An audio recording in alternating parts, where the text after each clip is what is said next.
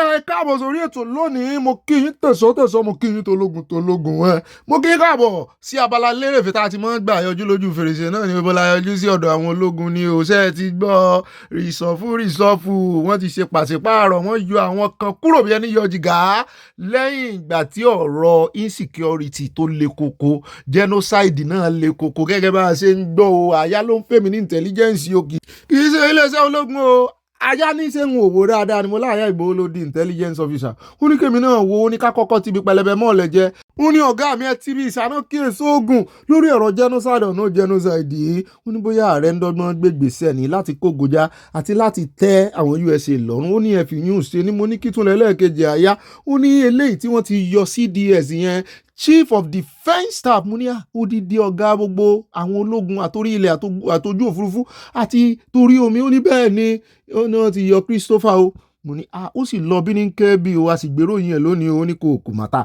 ó ní ṣùgbọ́n wọ́n ti yọ ta náà wá fi dípò rẹ̀ ó ní ẹni tó jẹ́ Chief of Army Staff mo ní ọmọ Yorùbá mọ̀ ní ìbọ̀dà ọ́fíìsà Olúfẹ́mi jàre ó ní òun rò pé mo fẹ́ pè ń bọ̀dà ó náà fi dípò rẹ̀ ọmọ Yorùbá sáà Haúsá ò ní sọ̀rọ̀ wípé kí ló dé ó ní tó ń fẹ́ sọ gan kọ́ nìyẹn gbọ̀n ńlá yẹn kó ń sọ̀rọ̀ ẹ̀ wọ́n ṣàjọ ẹlẹ́ẹ̀dẹ́pẹ̀ẹ́dẹ́ ó ní sẹ́ rántí wípé wọ́n ṣe pariwo ọ̀rọ̀ kú lẹ́nu ọjọ́ mẹ́ta ẹni mo láàyà kí ló ń rò ó ní ọ̀gá mi ó ṣe wá jẹ́dá ìkò tí ìpọ̀sẹ̀ kan láàrin olódóde ń yọ udidi ọ̀gá gbogbo iléeṣẹ́ ológun pátápátá ìga mẹ́tẹ̀ẹ̀ta mo ní àyà ọmọ ronú jinlẹ̀ jù ó lọ́gàá mi ẹ̀yìn mo fìjọ ẹ wo kúlẹ̀kúlẹ̀ rẹ̀ ẹ bá torí àtúngbé Dr. Yusuf kan lára àwọn alẹ́nulọ́rọ̀ ilé Haúsá ni à ń gbé wọn bọ̀ wọ́n sọ̀rọ̀ nípa kú ẹ wo àwọn àṣírí kan tú à ń bọ̀ ń bẹ̀ lónìí.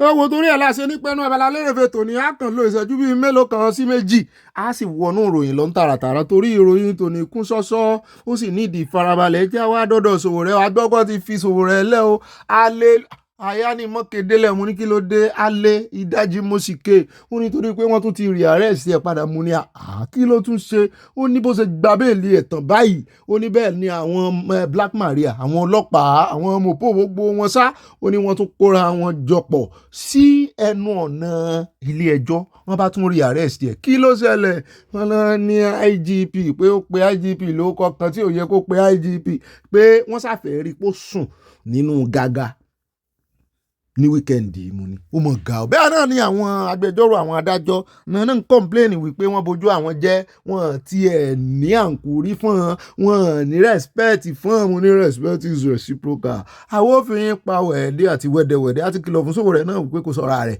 torí ẹni Ọlọ́run yàn ló lè táyé já ẹni tí ó lọ ń tanu bá àwọn tálálẹ̀ fọwọ́ sí tán lù ló ń tẹ̀ tó ń rèé ṣe ẹ̀tanú àti lára Sunday Igboho tó yẹ kó kọjú mọ́ tí Ọlọ́run rán Sunday Igboho ò sì ràn wọ́n sì ń gáǹgì kan náà ń ọ̀tọ̀ọ̀tọ̀ lọ́lọ́run pè yín sí ẹ jẹ́ àwò ohun tí àwọn agbẹjọ́rò ń sọ wọ́n sì fojú wọn gbolẹ̀ lónìí ẹnìkan tó sojú ó ṣàlàyé fún wa. From when we drove into this area of Kuje, there was a barrage of police officers with heavy trucks, with pickups, with hillocks, mounted all over the environment, blockading the court, the access to the court, and only lawyers were allowed to come in. Then we approached courts and the matter of Sowore and 13 others, including our lawyer Jimako, Okere, Kingdom and others were called up. We applied, after the FIR was read to them, we applied for their bail. The court was gracious enough to grant them bail on very liberal terms. Now, having granted bail, the correctional officers moved some of the detainees back to Kuje prison, whereas Sowore was allowed to remain behind so as to fulfill his bail condition because his shorty was already on ground. While the shorty was fulfilling the bail condition, a policeman came around claiming that he has a remand order. Sowore was sitting under this mango tree here, claiming he has a remand order to detain Sowore. And Sowore was like, "Show me the order you have." He brought out a piece of paper, flashed it. Sowore said, "Wait, let me read it. Let me be sure it relates to me." The policeman squeezed the paper, put it in his pocket, and said Sowore should move. Sowore said he can't go anywhere unless he sees the remand order. While they were still talking, the next thing, all the policemen in the environment, more than 100 of them, came into this court compound, surrounded this mango tree where we're all sitting. And the next thing is, they grabbed Sowore by the neck. Some were holding his shirt, some were holding his leg. You know, they were rough handling him. They pushed him until they crashed into this woman's food shop. I don't know what to call it, where he sells food. This is his table. Okay, let me show you. That's the woman's table. They broke it, fell her way, scattered everything. The woman is there. They destroyed her properties for no just cause. Shaure was not resisting going. He said, show me the order you claim that you have, and I will follow you. But the man did not show the order. He just flashed a piece of paper like this so that you can't read it, and then squeezed it and put it in his pocket, and they all bundled him into their vehicle. One of the lawyer, Tope, was injured. If you check his hand, he's injured. Blood will run away. And then the funny thing is that there was a guy who was a lawyer. He was making a call here. They say he was filming them. They also bundled him into their vehicle and left. And they refused anybody from bringing out their phones. If they saw you with phone, they grab you and throw you into their vehicle. So I want to find out really from Nigeria and from the Inspector General of Police. Did you give your men order to arrest people who video them in when they are arresting people? If you are doing a good work, shouldn't you want to advertise it so that people know, oh, I'm doing a good work? Why are you scared of being videoed? Why are you doing your things in secret? Shall we say that you are a retired police officer? You are not qualified to be Inspector General. Sort it out with him in court. Why send your men to brutalize him whenever he raises that issue outside? Why do you send your men to brutalize? Because that is the essence of that brutality you saw. ṣùgbọ́n lára àwọn tó fẹnu sọ̀rọ̀ yìí wọn náà ní OPC Oòduà People's Congress wọn náà ti kọ̀ndẹ́mù ti ìgbésẹ̀ tí ọlọ́pàá gbé wípé kí ló dé tẹ́ ṣe wọ́ Sowore ńlẹ̀ túrútú wọn ní bí ìgbà téèyàn wà lábẹ́ aninilára ìjọba ológun ni wípé bí irú ìgbà tí Abacha ń fojú àwọn èèyàn gbolẹ̀ pé ìgbésẹ̀ tí àwọn ọlọ́pàá ń gbé nìyẹn pé ṣé ìjọba ààrẹ Tinubu ti di ìjọba ológun ni mo ní ẹ mọ̀ ń gbèsè Sowore lẹ́yìn ó ga OPC ṣùgbọ́n àyà ní ọ̀gá mi ìgbésẹ̀ àwọn ọlọ́pàá yẹn ò dára rárá o ọ̀tọ̀ ní ká bá ní Sowore ó sọ̀rọ̀ jáàmù lánàá wípé ṣùgbọ́n èèyàn ò mín pé ìgbésẹ̀ táwọn ọlọ́pàá gbé iná dá o mo lóòótọ́ ni mo ní àwọn òkan dá sí ni à ń wò wọ́n ni àbú Sowore àkọ́ndẹ́ẹ̀mú ẹ àkàn ń wò wọ́n ràn ni n tó ní kálukú bá mọ̀ jẹ ni ó yo àwa náà ní tí ó kún wa lọ́wọ́ a busy kò sí time. Òun náà lẹ́sí bẹ́ẹ̀ ká mọ̀ túmọ̀ sí atótónu asán lọ́rọ̀ kan wọ́n tún ti tún Sowore mú wọn náà bọ́ǹdù ẹ̀ gidi ni wọ́n ní wọ́n ṣe ìyá kan ẹ̀sà gbogbo ẹ̀tàn sọ Déjì Adéyanjú òun náà wà ńbẹ̀ gbogbo wọn ló ń pariwo lóhùn òkè wípé wọ́n bojú àwọn jẹ́ wípé àrìnfín ilé ìyàgbẹ́ bàbá ń dáná ọmọ ń wẹpọ̀n pé ọlọ́pàá ò tiẹ̀ fún àwọn respect mọ́ mo ní ẹ̀yin náà mọ̀ fún wọn respect respect is reciprocal ẹni tí ò bá fún yín respect ẹ̀yin náà mọ̀ fún respect kò jù bá náà lọ ṣùgbọ́n ẹ̀yin náà ẹ̀yin lẹ wòra yín ràn ọ̀pọ̀lọpọ̀ àwọn ọlọ́pàá yẹn náà sì rè hàn náà wọ́n ti ń rí ìdí lọ ẹjọ́ wọn kojú ara yín ẹ mọ̀ brutalize ara yín the world is watching ẹ mọ̀ ṣe bó ṣe wù ebi kan láyé lánàá tó lo earring lẹ́yìn ẹ̀yìn agbẹnusọ alágbẹnusọ ọlọ́pàá gbogbo Nàìjíríà tá a rí tó lo earring kámẹ́rà sáàmù ẹ wò ó you will be okay ó gbọ́ ẹ̀yin tẹ́ ń wá túnṣe Sowore ń wá túnṣe tó ti bàjẹ́ ó kàn dàbí kí èèyàn dédé ẹ̀kọ́ ẹ mọ̀ pé tí ẹ̀kọ́ bá ti yọ kíní ágé lórí tó ti ewu tó ti wu funfun kó wá wọn lóhùn wá túnṣe sí kò pọ́síbù ó ti jẹrà ni ẹ ṣèmí ẹ lọ dákọ̀ mi Nàìjíríà. Èmi ò wá mọ̀dí táwọn ọlọ́pàá fi wọ́n bẹ̀rù kámẹ́rà òun náà ló dí fáńgbà tá a kú ọ̀nbẹ lábá tún pàdé arábìnrin kan lábẹ́ bíríìjì wọ́n dá taxi mọ́tò Uber tí ń gbé lọ wọ́n dá dúró náà bá ní kò náà bọ́ ta kó wá kàn mọ́ wọnú báàgì ẹ̀ kàn sáàkì ẹ̀ ló ń bá ní wárántì yín dà wọ́n ní tó o bá sọ̀rọ̀ ń bẹ̀rùn ibi tán ti fẹ́ tọ́ bọ́ báàgì ẹ̀ ló ti mú kámẹ́rà ta lọ́lọ́pàá bá sá lọ fún kámẹ́rà kí ni mọ̀ ń ṣe wọ́n tán mọ̀ ń sá fún kámẹ́rà báyìí náà. Hi guys, it's time to do my own stop and search. So yeah. So that I'm being serious. I'm not going to let this whole thing. Come and do your search. The police are turning to rag now. They are not turning to rag. You told me to come down. If even what you're doing, you can't try it abroad. I'm telling you. What's the offense you committed? Did you even take it for like? Did you even think about the fact that I'm not even well? Like, did you see me? You're asking me to sit at the back for what? What's the offense you committed? You don't tell me what you did now. You asked me to sit. You want to search my bag, and I'm making a video just in case. You didn't explain to me. You didn't explain anything to me. Come and search my bag. I'm doing a stop and search contest with you. Since police is my friend. Since police is my friend. I'm doing. I'm not making a video of you. I'm making a video of me just in case anything goes wrong in my bag. This is a stop and search with the police. Oh yeah, now.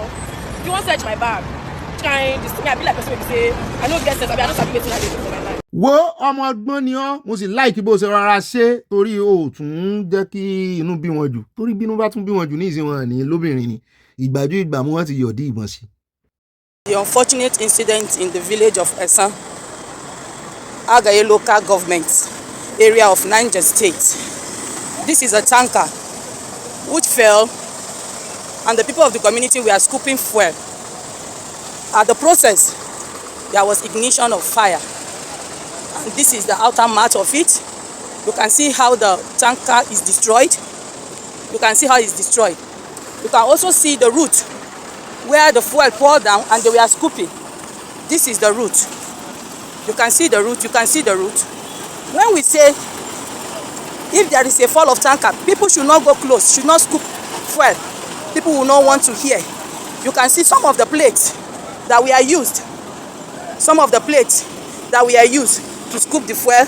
You can see 2 motorcycles are also involved in the incident. You can see how they are destroyed. Now, let's move further. We'll be able to see the dead. Àwọn ìròyìn tá a mú wá fún yín tí tírélà kan gbaná ní Niger ẹ wá lè fi gbogbo òkú àwọn èèyàn hàn yín bí ẹ bá rí wọn ṣe lé wọn lẹ̀ bí ìgbà tán dín ẹja. Àwọn èèyàn náà ò lọ́rọ̀ gbọ́ wo bí wọ́n ṣe ga ọwọ́ dọ́run 1 2 3 4 5 6 7 8 9 10 11 I lost the count. Ìwọ Ọlọ́run ọba wo bí wọ́n ṣe ga ọwọ́ ga ẹsẹ̀ èmi ò lè fi lè hàn yẹn wọ́n bínú o irọ́ o mi ò lè fi hàn yín ìwọ lọ́ra mi sì bù máa sọ ayẹyẹ lọ kò ń bí.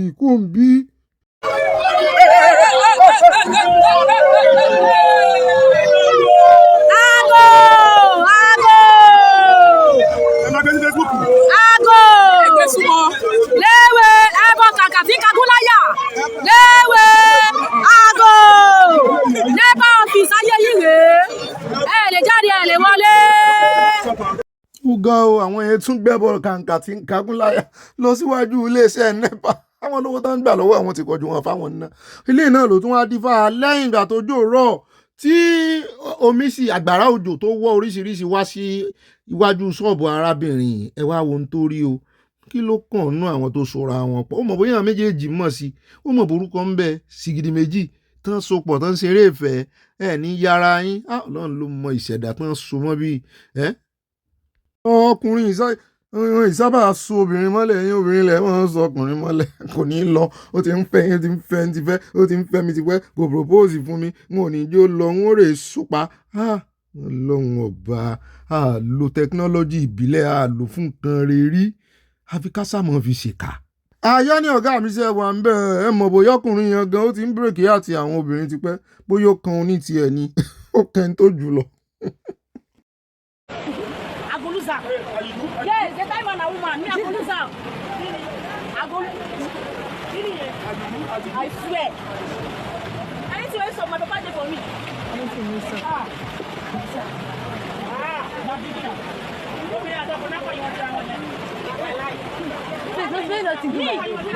Agoluza. I didn't use your knife, Kaya. You know me. I swear. I didn't see you see they tie him. I saw you. I see they tie person here. They lose them. Yes, you are free. Jesus. Not two man. They even write their name. They write their name. And they see Beatrice. For you. Oh no. Serious, I see Beatrice. The second one Emeka. My name no be Beatrice. My name no be Emeka. Ṣùgbọ́n àwọn ọmọ Nàìjíríà ti ń sọ wípé kò náà lọ fún deliverance tó bá jẹ́ Kristẹni tó bá jẹ́ Mùsùlùmí ni kó tètè tọ̀ àwọn àfáà rẹ̀ lọ kó má forí kó ogun ológun o ṣùgbọ́n àwọn ilé ìtàdúrà àwọn gbà ìtàdúrà rẹ̀ gbà náà méjèèjì báyìí bóyá Emeka ni ó lọ ṣe deliverance tán tọ́lọ́run sì ti gbàdúrà rẹ̀ Ọlọ́run mọ̀ bí ṣe máa ṣe ó lè kí máa ṣe fíìmù lẹ̀ ń wò òótọ́ wọn lélẹ́yìí ó lè jọ Ọlọ́run ni Ọlọ́run yóò mọ bí ó ṣe lo omi tí ó fi tì í bóyá omi náà fi ṣe deliverance fún omi náà ló wá gbé kínní ìwà pé èèyàn kan so ọ́ mọ́lẹ̀ ó so kádàrá rẹ̀ mójú kan á sì lo omi yìí náà á sì fi tú ọ lẹ̀ ó wá ti omi yẹn lọ sọ́dọ̀ ọmọ omi kan ayéré mo ṣe kì í sọ́mọ omi o ó sà ti omi yẹn sọ́dọ̀ arábìnrin tó rí kíyùn tó wá yá wọn Ọlọ́run tún wá fún yẹn ní gboyà tó rákálẹ̀ lómi ni yóò mójú kó mẹ́rin pé Ọlọ́run ò ní jẹ́ Ọlọ́run tún fún gboyà ilé táwọn fi káàdì abala lérè fè ńlẹ̀ lónìí ẹ jẹ́ á lọ sí orí ọ̀rọ̀ Wike à ń bọ̀ lórí ọ̀rọ̀ rẹ̀ nípa ti Nnamdi Kanu tó ní òun fẹ́ fi ṣe, ó dárúkọ rẹ̀ nú àwọn ẹlẹ́rìí, ó sì sọ ó ní kò sí nǹkan kan tí ń bà òun lẹ́rù, ṣé bó dárúkọ òun ni pé ṣùgbọ́n tí ò bá ti sí ìwé láti ilé ẹjọ́ òun ò ní lọ, ṣùgbọ́n tí ìwé bá ti wà everybody lọ sùn ẹ mọ̀ hàn pé kò ní í séwu kò ní í sí wàhálà.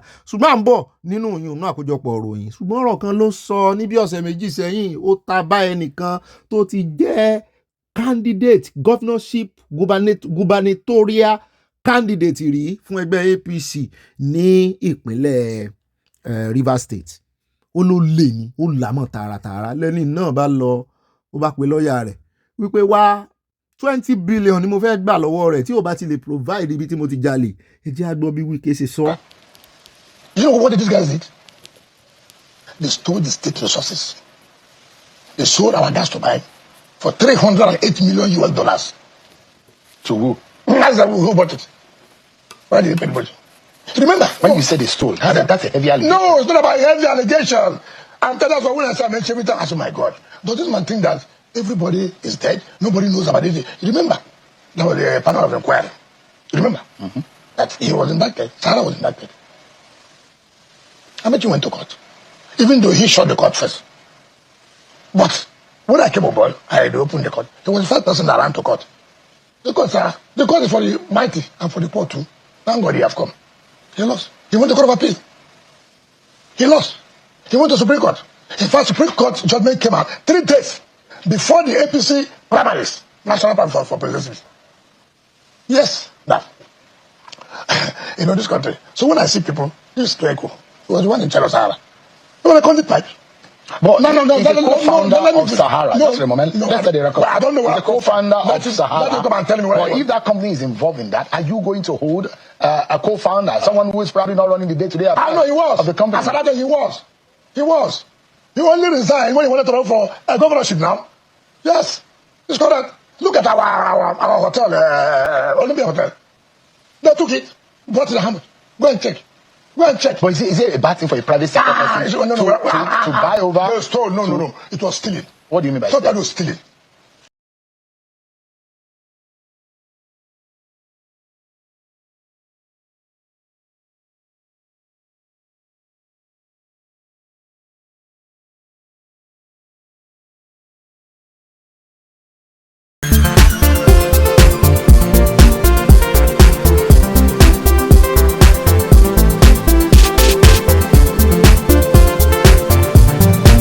Ẹ̀gbá ayé ẹ̀gbá ọ̀run o, ẹ má gbáre ọwọ́ ọ̀tá wá dànù o.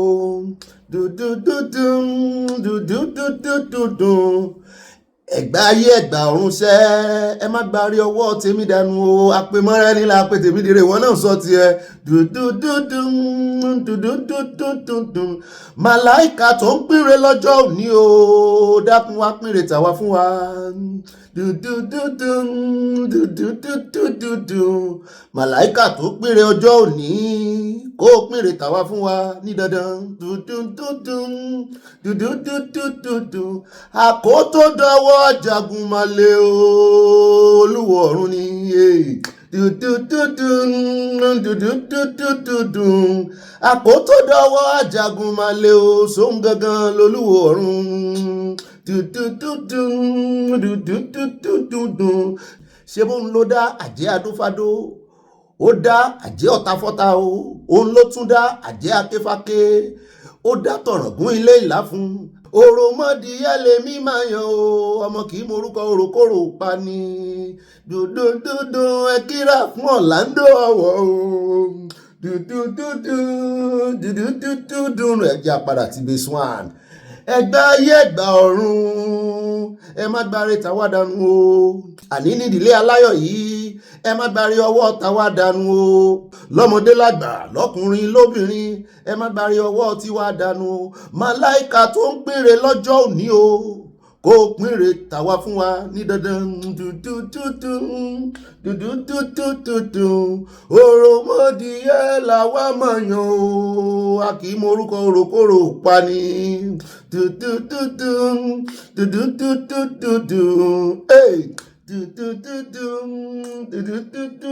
ó dẹ́ káàbọ̀ mo kí yín káàbọ̀ sínú ìdílé aláyọ̀ yìí níbi tí ọlọ́run ti fi ayọ̀ bá wa dá májẹ̀mú níbi tí ọlọ́run ti ṣèlérí ayọ̀ fún wa ó tún fi bá wa dá májẹ̀mú wípé òun ṣèlérí ṣùgbọ́n ó ń dàbí ẹni pé ẹgbà ń gbọ́ òun ó wà á fi ṣe májẹ̀mú wọn àwọn ipa májẹ̀mú rẹ̀ láíláíláíláí ni májẹ̀mú a máa wà ó wá bá wa fi ṣe májẹ̀mú pé ayọ̀ ní tí nínú kan nìyí ẹ̀yin ẹ̀kan mọ iyọ̀ tí n bá ti ń rí yín nínú ayọ̀ àbúgbò ń tẹ́ ẹ béèrè wọ́n mọ̀ ṣe fún yín ó kọjá apá kan káròyìn ó kọjá wípé a kàn ń sọ̀rọ̀ Nàìjíríà àti gbogbo ohun tí ń lọ lágbàáyé ó kọjá bẹ́ẹ̀ ayọ̀ lọ́lọ́run fẹ́ fi mú wa délẹ̀ ìlérí àwa ti fi gbogbo ohun sọ́wọ́ ọlọ́run àti ìyọ̀lẹ̀ sọ́lọ́run lọ́run nítorí ẹ̀ ọlọ́run ní ń bá wa ṣe àwa kọ́ là ń ṣe nǹkan kan àmọ́ ẹ̀rọ kan gbé débẹ̀ àmọ́ nǹkan kan tó ọlọ́run ní bá mẹ́tò tí ń bá wa tó nítorí àgbékùndú sí rabàdà gbogbo èèyàn ògo aleluya òsánà àgbè fún ọlọ́run bẹ́ẹ̀ náà ni mo mọ rírì ẹ̀yin èèyàn mi ó mo dúpẹ́ lọ́wọ́ yín fún gbogbo ààyè tẹ́ ń wá àti fún ọgbọ́n àti mọ òye tẹ́ ń dà lúà tó ráwà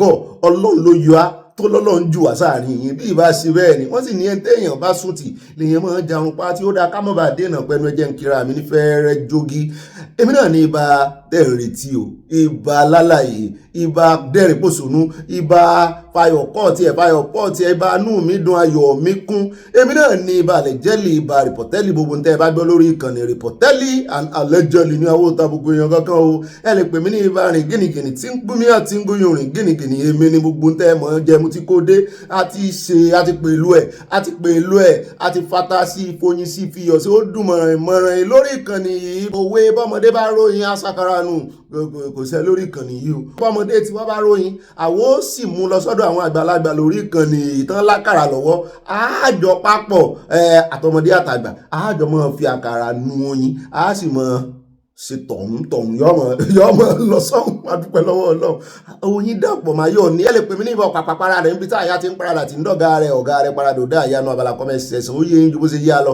èmi náà ní ibà ọ̀pá akọkọ àwọn òpèké ọkọ̀ àwọn sweet 16 bẹ́ẹ̀ náà lẹ tún lè pè mí ní ibà sàn láàrin ajénímú ní pẹkọrọpẹkọrọ ṣùgbọ́n ní kọ̀ǹdíṣàn kan nù tó bá ti rẹ́ni tí ò rìn sàn pẹ̀lú rẹ̀ ìwọ náà mọ́ rìn sàn pẹ̀lú rẹ̀ rèé gbalé sí mọ́nà tán sọ àdírẹ́sì ibi tó gbalé fún kò sọ fún pé nọ́mbà báyìí ló gbalé sí ní mọ́nà tán ẹ wá gbọ́ mi o ọ̀rọ̀ yìí ti fẹ́ dàríyànjiyàn ọmọ ìbàdàn tó wà láàrin wa mo kí mo gẹ̀yìn báà mi kan láti Manitoba kọrùn láti Canada náà pàkíyèsí wa sí pé àwa táwọn sọ pé káwọn èèyàn gbalé sí mọ́nà tán lẹ́gbẹ̀ẹ́ mọ́níyà pé mọ́nà tán ìṣẹ́gbẹ́ mọ́níyà ń bá dán o àwa náà mọ̀ bá mi a kàn ń ṣàkàjúwe ọ̀rọ̀ ni ó dá àwa nà tán kó mọ̀ di pípa mọ̀ confuse àwọn èèyàn mi kò sí mọ́nà tán lẹ́gbẹ̀ẹ́ mọ́níyà o ṣùgbọ́n òwe la fi pa a ṣe kọ́ọ̀sì geography ń bì a sì lórí Google Map a fi ń sọ wípé ẹni tí ò bá rìn sàn tí ó tún ń parọ́ fún ọ tí ń lo àyíníke fún ìwọ náà lo àyíní padà fún mọ́nà tán kì í sorúkọ àdúgbò là ń sọ a kàn fi wéra wọn ni pé ìwọ náà tán bá ti nà tán fún ọ ìwọ náà gbalé sí mọ́nà tán lẹ́gbẹ̀ẹ́ mọ́níyà torí tí wọ́n bá nà tán fún ẹni tí ò nà tán fún ọ tí wọ́n bá ń sòótọ́ fẹ́ni tí ń parọ́ fún ọ yóò bá yà wá o torí ẹ̀ la ṣe lu mọ́nà tán àti mọ́níyà mo wá fi eléyìí ṣe disclaimer mọ́nà tán ò sí lẹ́gbẹ̀ẹ́ mọ́níyà lórí Google Map o ṣùgbọ́n lọ́dọ̀ tí wá ń bí nínú àkàwé ọ̀rọ̀ nínú lẹ́kṣọ̀ wa mọ́nà tán àti mọ́níyà wọ́n jọ lẹ̀pọ̀ nítorí tó o bá nà tán fún ẹni tí ò nà tán fún ọ ò ní mọ̀yà látọwọ́ rẹ̀ ṣùgbọ́n tó o bá rè nà tán fẹ́ni tí ń bọ̀ sí arúmọjẹ mọ́níyà lọ́ọ́ gbalẹ̀ sí o àfi ṣàkàwé ọ̀rọ̀ ni àní jẹ́yà àní jẹ́wé ya láti ọlọ́run Èdùmàrè ẹ̀yà ò ní tọ́ sí àtòrí ìyá ìsomi ọbẹ̀ bàbá mọ́jà jìyà láyé o ìyá kì í somi ọbẹ̀ bàbá só ti yé abáhùn yóò dà fún yín àbòsí wa náà ló pọ̀ jù ẹ̀yin tẹ́ ẹ̀ bá wa rìn nù àbòsí ẹ̀yin ni ọ̀rọ̀ yìí ò yé bá mi Báyọ̀ Akínbàlà náà n ò mọ̀ pọ̀rọ̀ yìí ò yé yín mọ́nà tán wá wà lẹ́gbẹ̀ẹ́ mọ́níyà tá ní o mọ̀ ó dá o mú kí yín káàbọ̀ lẹ́ẹ̀kan sí o ó dá gbogbo ilé ìtẹ́ bá pàdé inú abala lérèfé ayọ̀jú lójú fèrèsé ni ó ti di àfihàn yìí tẹ̀gùn fi sọ́jà mọ́ dami tútù wájú ká lè tẹ̀lẹ̀ tútù ikọ̀ kejì láàmọ̀ ọmọ alákọ̀ọ́kọ́ náà àkórí ìròyìn wa fún tòní ẹjá lọ tààràtààrà sí ọ̀dọ̀ sílé-ìgbìmọ̀ asòfin níbi tí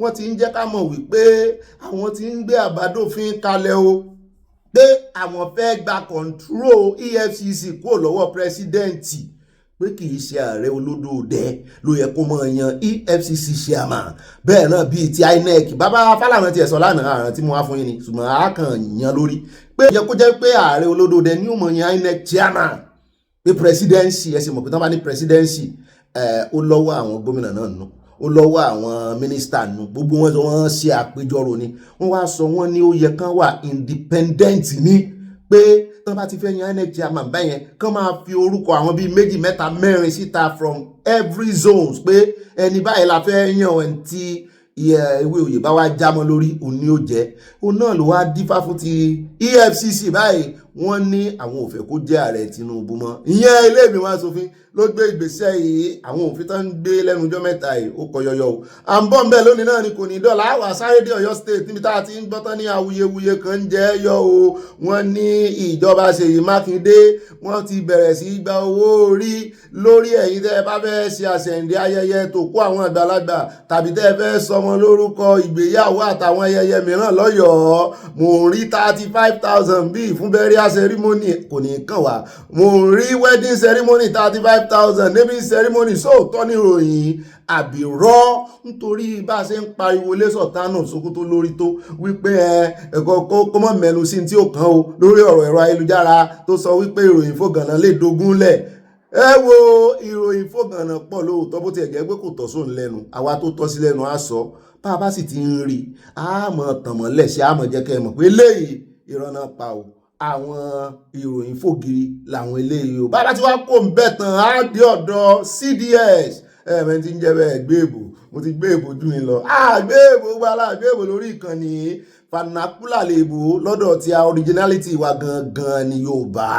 àṣà àti ìṣe wa ẹjẹ́ ti ẹ̀sàrí sòfò kan fún yín kò sí inú ìròyìn mo ti ẹ̀fẹ̀ mọ́ gbé ọ̀rọ̀ rẹ̀ mọ̀ yẹn Olúwo níbi tí mo ti rí tó fi post kan síta lánàá ló wá gbé àwọn tí ń da epo sórí kinní wọn ló wá gbé síta wípé síbẹ̀ ṣe ń ṣe àwọn bàbá yìí àwọn bàbá ńlá wa Ṣàngó Èṣù Ọya mo ní ìwọ́n tó ní ọ̀fẹ́ Ọya kálọ́ya wà nílé ayé ń táìmù pé obìnrin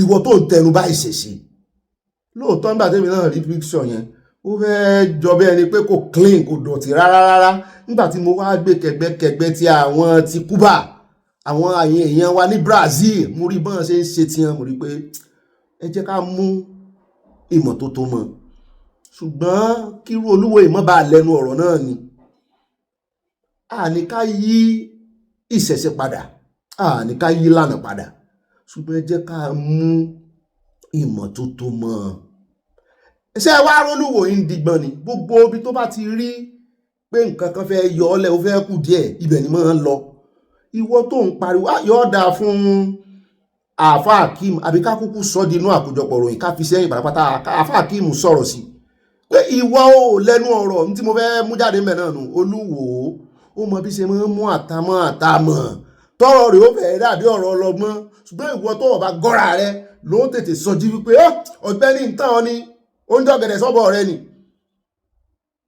àwọn bàbá ńlá àwọn bàbá tó ti tẹnu àbùkù bá òbógun òbọ́ya ìwọ náà ló gbé ògùn tán fi búra fún ìwọ ló gbé kó láàfin o fi ṣẹ̀ṣàmpú o nígbà tán jáwé oyè lé ọ lórí o ṣe fídíò kó fi ṣẹ̀ṣàmpú pé ẹ wo báyìí ní kẹ́ jẹ́ ká ṣe máa tapo sí báyìí ẹ máa tábà ti tapo sí lónìí ká clean níbẹ̀ ó ṣẹ̀ṣàmpú yẹn o ọ̀rọ̀ tí wá ń kan ọ́ ti ń dùn ọ́ ní ìsìn ṣùgbọ́n síbẹ̀ náà ó tí ìjogun omi ẹ wo tẹ́ ẹ bá ń wá ẹni tí ó ní ọgbọ́n àrékérekè jù láyé láàrin àwọn ọba ẹ lọ ààfin rẹ̀ à ń bọ̀ ká kúkú fi lé ọ̀rọ̀ sí ẹnu bọ̀dà àfáà mi Akeem wọ́n sọ púpọ̀ lọ́rọ̀ ṣùgbọ́n a fi sí ẹ̀yìn pàdé ń bára yìí ni o bàbá tí wàá kó ń bẹ̀ tán ẹ jẹ́ wá lọ sí ọ̀dọ̀ CDS tí mo mẹ́nu lé wọ́n bá gbóhùn sókè wọ́n lọ bí ní kébí ni o gómìnà wọn ló invite wọn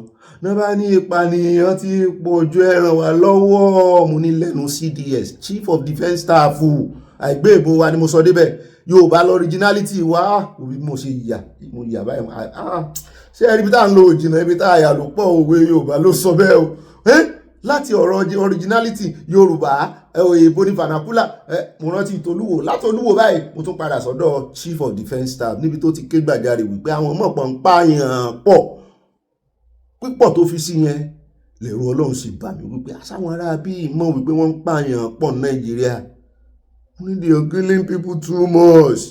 Ọ̀rọ̀ kan ló sì gbọ́ pé gómìnà àti ìjọba ìpínlẹ̀ Birnin-Kebbi ìpànìyàn ó lọlẹ̀ díẹ̀ ń bẹ̀ wọ́n wá ń fi mú fínlẹ̀ wípé tí ì sì ṣe àwọn iléeṣẹ́ ológun ló ń gbà wọ́n lẹ̀ wọ́n sì ń pa àwọn báńdíìtì díẹ̀díẹ̀ lẹ́yọ̀rọ̀ bóun náà ṣe rí wọn pa wọ́n wá ní àwọn gbọ́fìrìnfìrìn wọ́n ń gbé sàn létí wípé ìjọba ìpínlẹ̀ Birnin-Kebbi wọ́n rè bẹ àwọn ọmọ ológun outside àwọn mercenaries wọ́n rè bẹ hàn lọ́wọ́ ẹ̀ pé torí ẹ̀ lọ́wọ́ wọn sì ran àwọn bandits wá ló yẹ kí iléeṣẹ́ ológun máa dúpẹ́ nìkan máa yọ ebe ilẹ̀ ni wọ́n ń pààyàn pọ̀ jù wọ́n bá sọ dẹ̀sùn òun wá ní gómìnà Birnin-Kebbi fi dán lóhùn ibi títí ń dà náà ní Bago gómìnà Niger lòun náà ń dáhùn wípé òun ò ṣe tó ń dàbí pé àwọn gómìnà kọ̀ọ̀kan lẹ̀ Haúsá wọ́n ti ń gbọ́n wọn àfẹ́ mọ́ pariwo síta mọ́ wọ́n ti ń wá wọ́rọ̀kọ̀ fi ṣàdá òun náà ló ń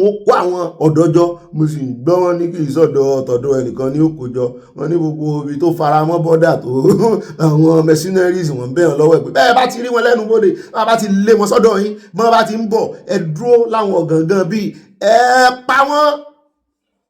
mo ní kí wàá ní ó yẹ kí ológun máa dúpẹ́ ni ṣé rí ẹni tí ò bá fi ojú nìkún wo ọ̀rọ̀ Nàìjíríà yóò kàn dàbí the more you look the less you see ni mọ́ mi kò tí mọ́ wọ ẹyin ojú mi wá wọn ni wọ bọ́ì sóbìnrin ni ọdí tọ́ ọmọ ṣẹ́jú ó dá ọ̀rọ̀ ẹja gbéra wa rìn síwájú tẹ̀ síwájú bá ṣe mọ́ Kanu Bíbélì mọ́ mi àbí akínṣe mọ́yìn mo rántí yọ yẹyin are you okay?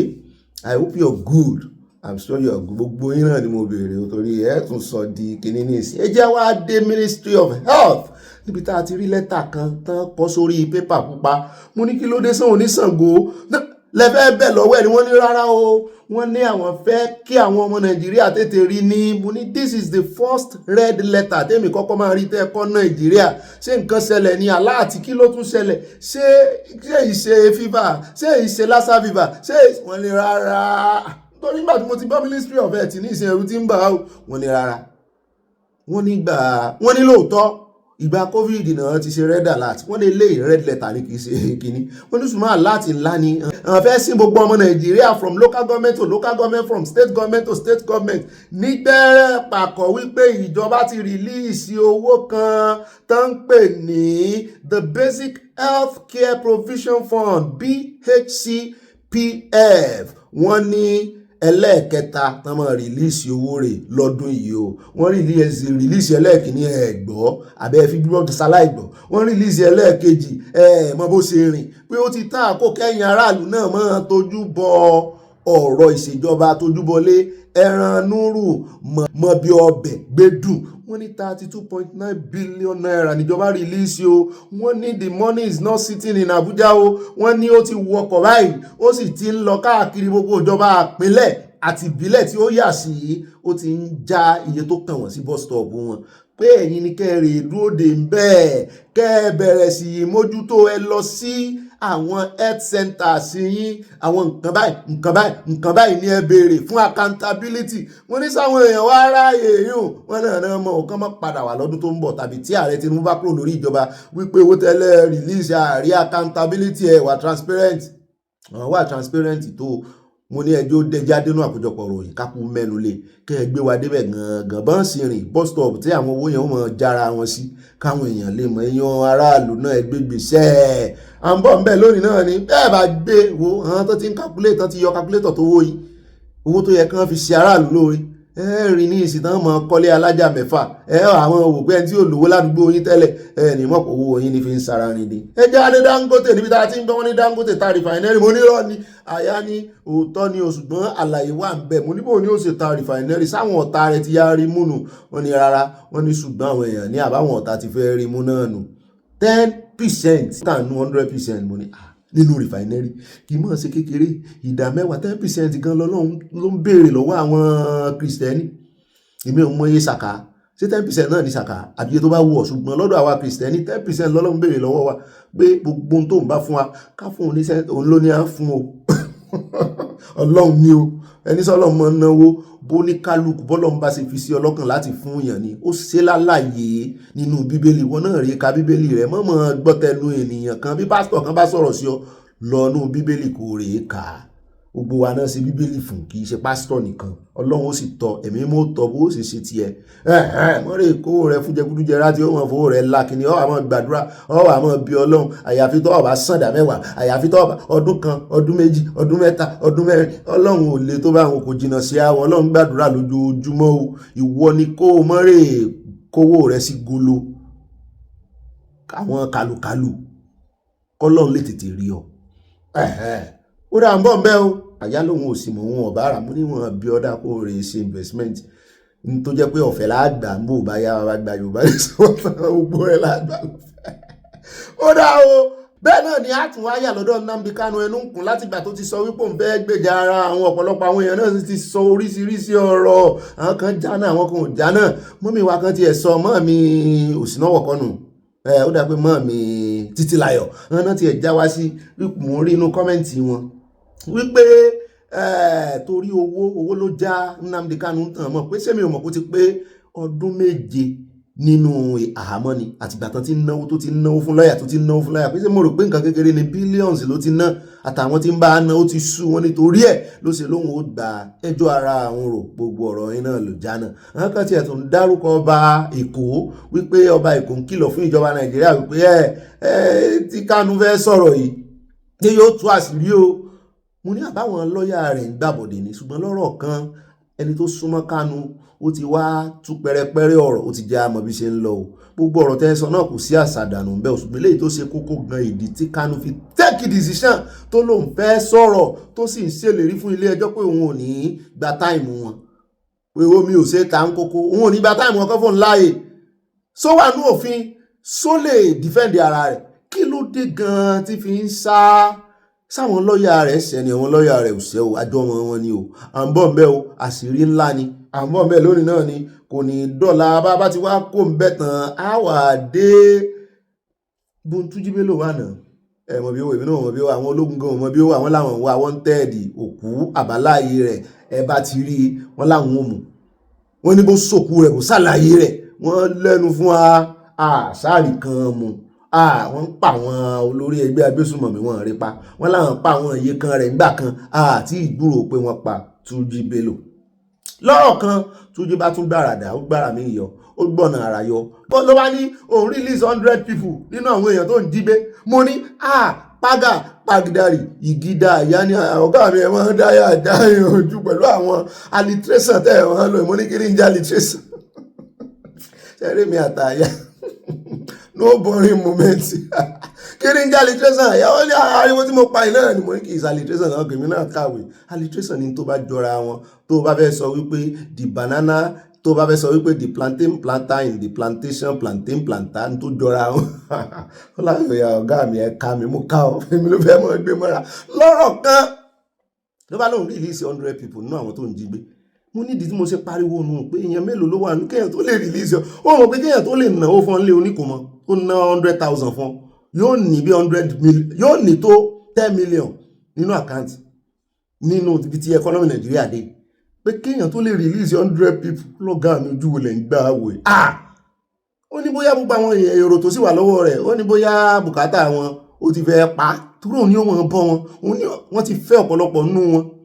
mo ní ọ̀pọ̀lọpọ̀ tán rìlíìsì gan ìyàwó wọn tán ti fẹ́ wà ń bẹ̀ táwọn yẹn gan á sọ pé àwọn fẹ́ padà sọ́dọ̀ wọn tí ò sọ̀pṣàn mọ́ lọ́rọ̀ kan ẹ gbọ́ ṣé kí ìjọba fa Túnjí Bello mọ́ra Túrújí ìṣètúnjí ẹ wọ́n bínú ṣé kí ìjọba fa Túrújí Bello mọ́ra ẹ gbọ́ ìbáṣepọ̀ ìjọba àtàwọn Boko Haram mọ́ mi kan sọ̀rọ̀ TVC brọ́dà mi kan náà mẹ́nu lé in fact ẹni tí ń fọ̀rọ̀ wé wọn tó ń fọ̀rọ̀ wá wọn lẹ́nu wò gan wọ́n sọ fún wọn ní mọ́ pé wọ́n báńdíìtì wọ́n ní agbésùnmọ̀mí ni ń tààràtààrà mo láìkì mọ̀mọ́ ẹ̀rọ wẹlẹ̀ náà fi deliver fún àmọ́ ń bẹ lónìí náà ni kò ní í dọ̀la o. ó dá o ẹjẹ́ sáré fẹ́lẹ́ ìkúnnú abala tí sáná wọlé ẹjẹ́ sáré dé ọ̀dọ̀ ẹran ti Ambode tí ẹ lè mọ̀ rántí rẹ̀ mo mọ̀ gbọ́ pé Ambode fẹ́ padà wá à ń bọ̀ o à ń bọ̀ orin tá à ń gbọ́ nìyẹn o tó ń kọ fún Ambode. Mo ní ṣé lóòótọ́ l'Ambode fẹ́ padà? Ṣé Ambode ò gbọ́ wípé ọmọ Olódòdẹ fẹ́ gbé igbá àdìbò ni?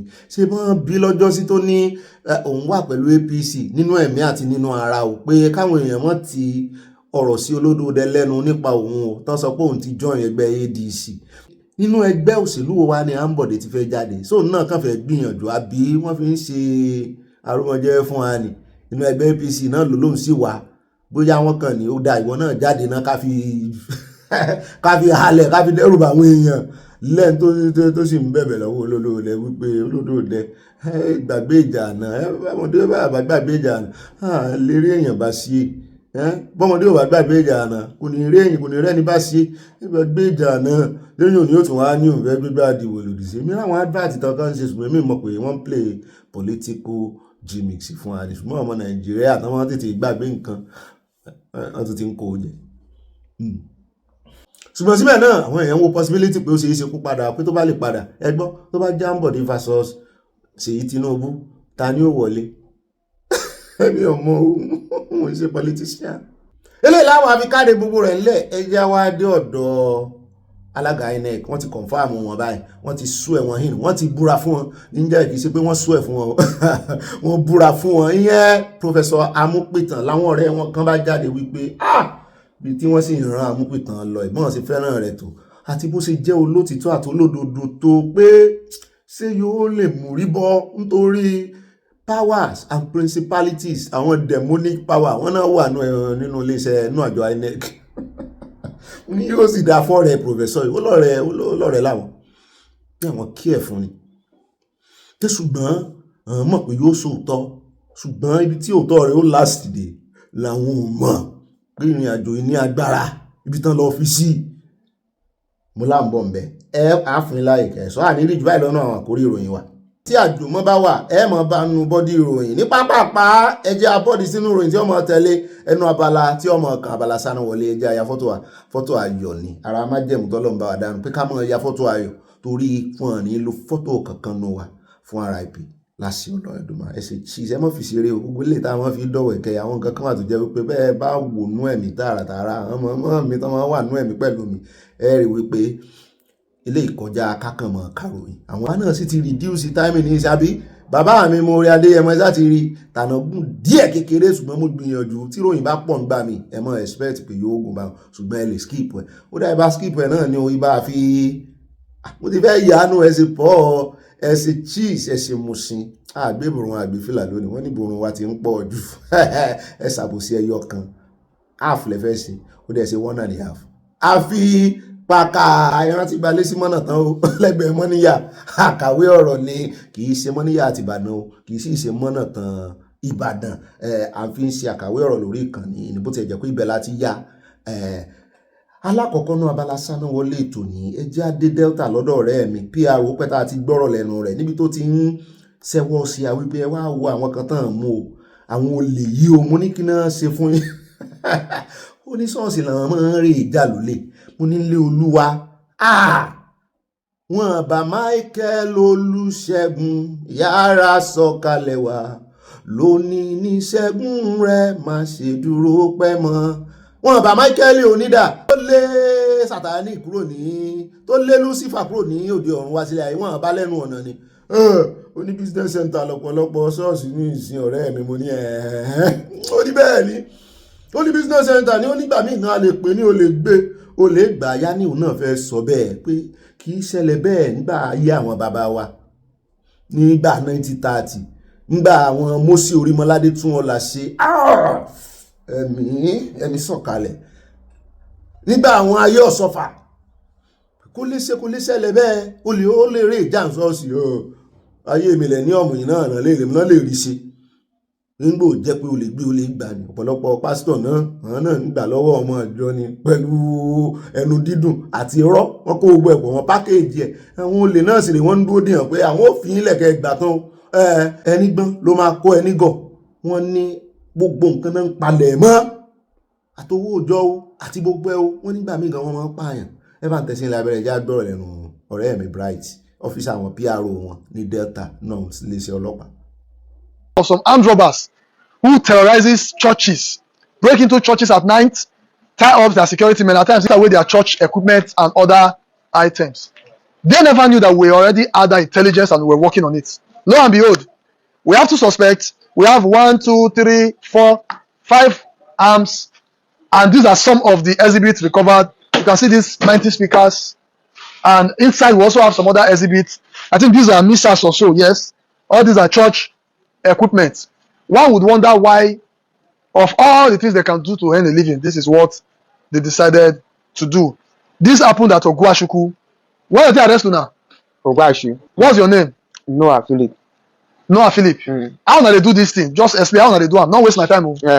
My bros won't get this thing material. Now what do I call that material? The material I call these guns. Now guns, so okay. Gun. Okay. Now it carry us come. It carry us come from where? From Wari. From Wari. Wari they stay before. Now they stay before. Okay. It carry us come here.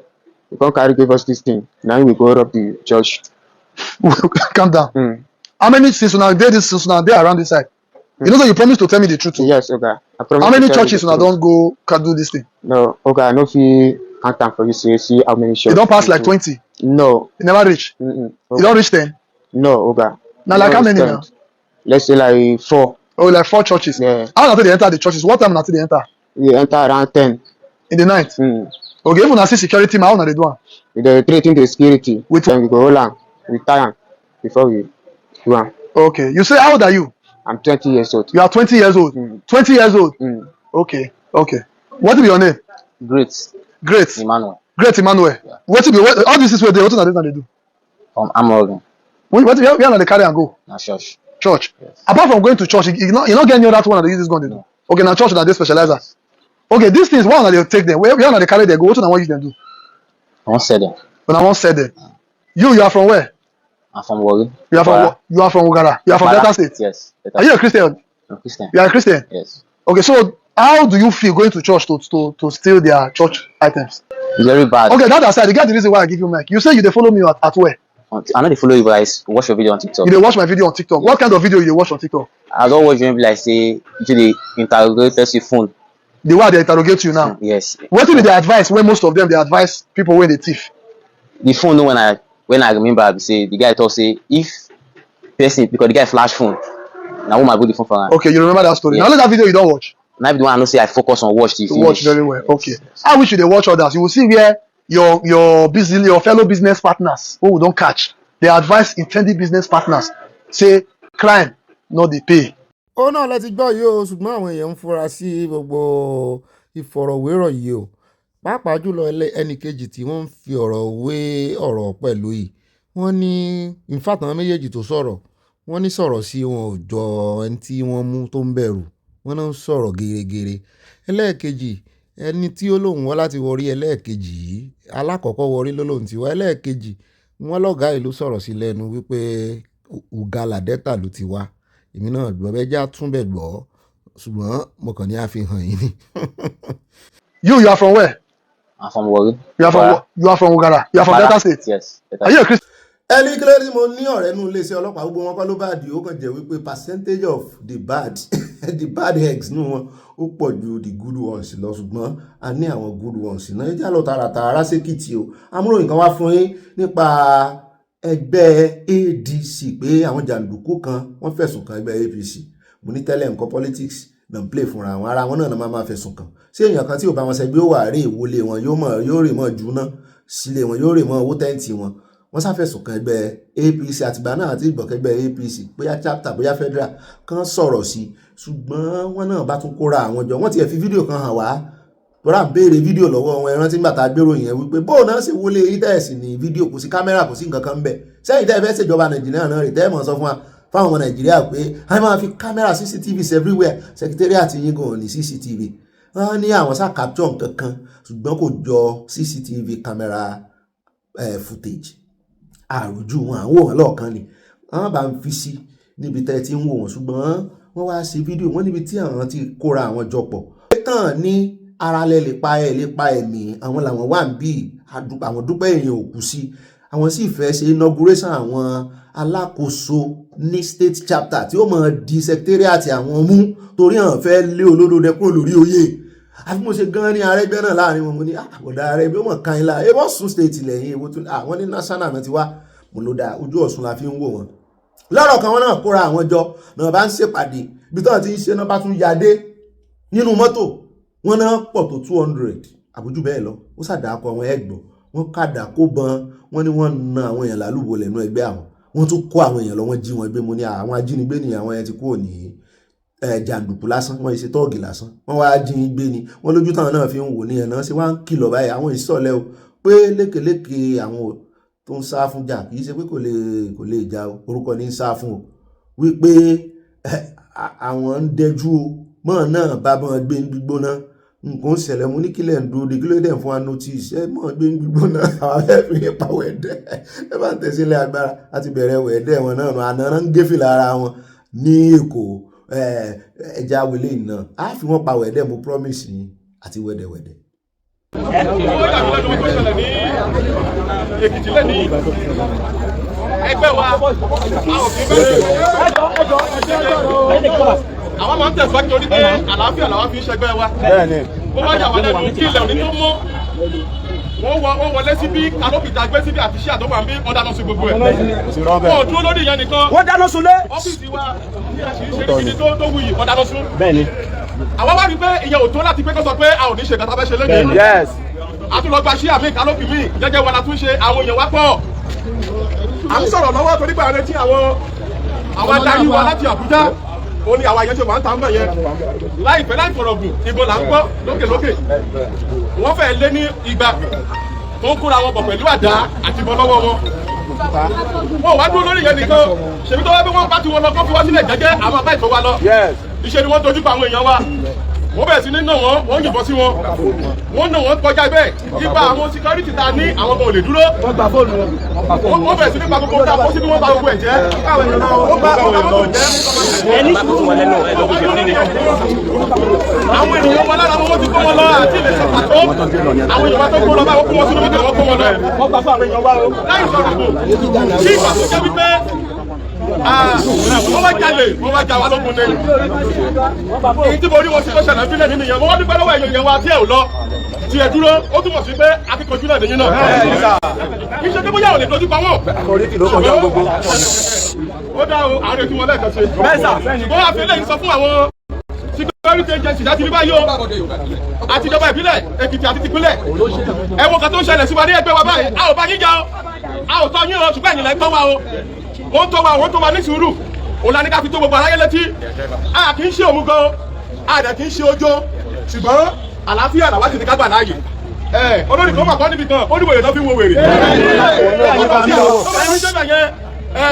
ó dàbí ewúrẹ́ tẹ léwọ̀ kiri ni o àpọ̀júdà gbogbo tó ní pé àpọ̀júdà àtúntò àwọn security agency ẹ bá wa dá sí nǹkan tó ń ṣẹlẹ̀ yìí o gbogbo yín lẹ́tà wà lọ́dọ̀ yín o lẹ́tà wà lọ́dọ̀ DSS gbogbo yín wà ó bá o àdèmọ́bí tó ti ń wá ní kọ̀ọ̀kan ṣùgbọ́n àti ní kankan ṣe pẹ̀lú. Bẹ́ẹ̀ sà ẹ jẹ́ kò kí ṣẹ́ lórí tó rẹ̀ ẹ bá pọ̀ mọ́ lásán ìsáyé.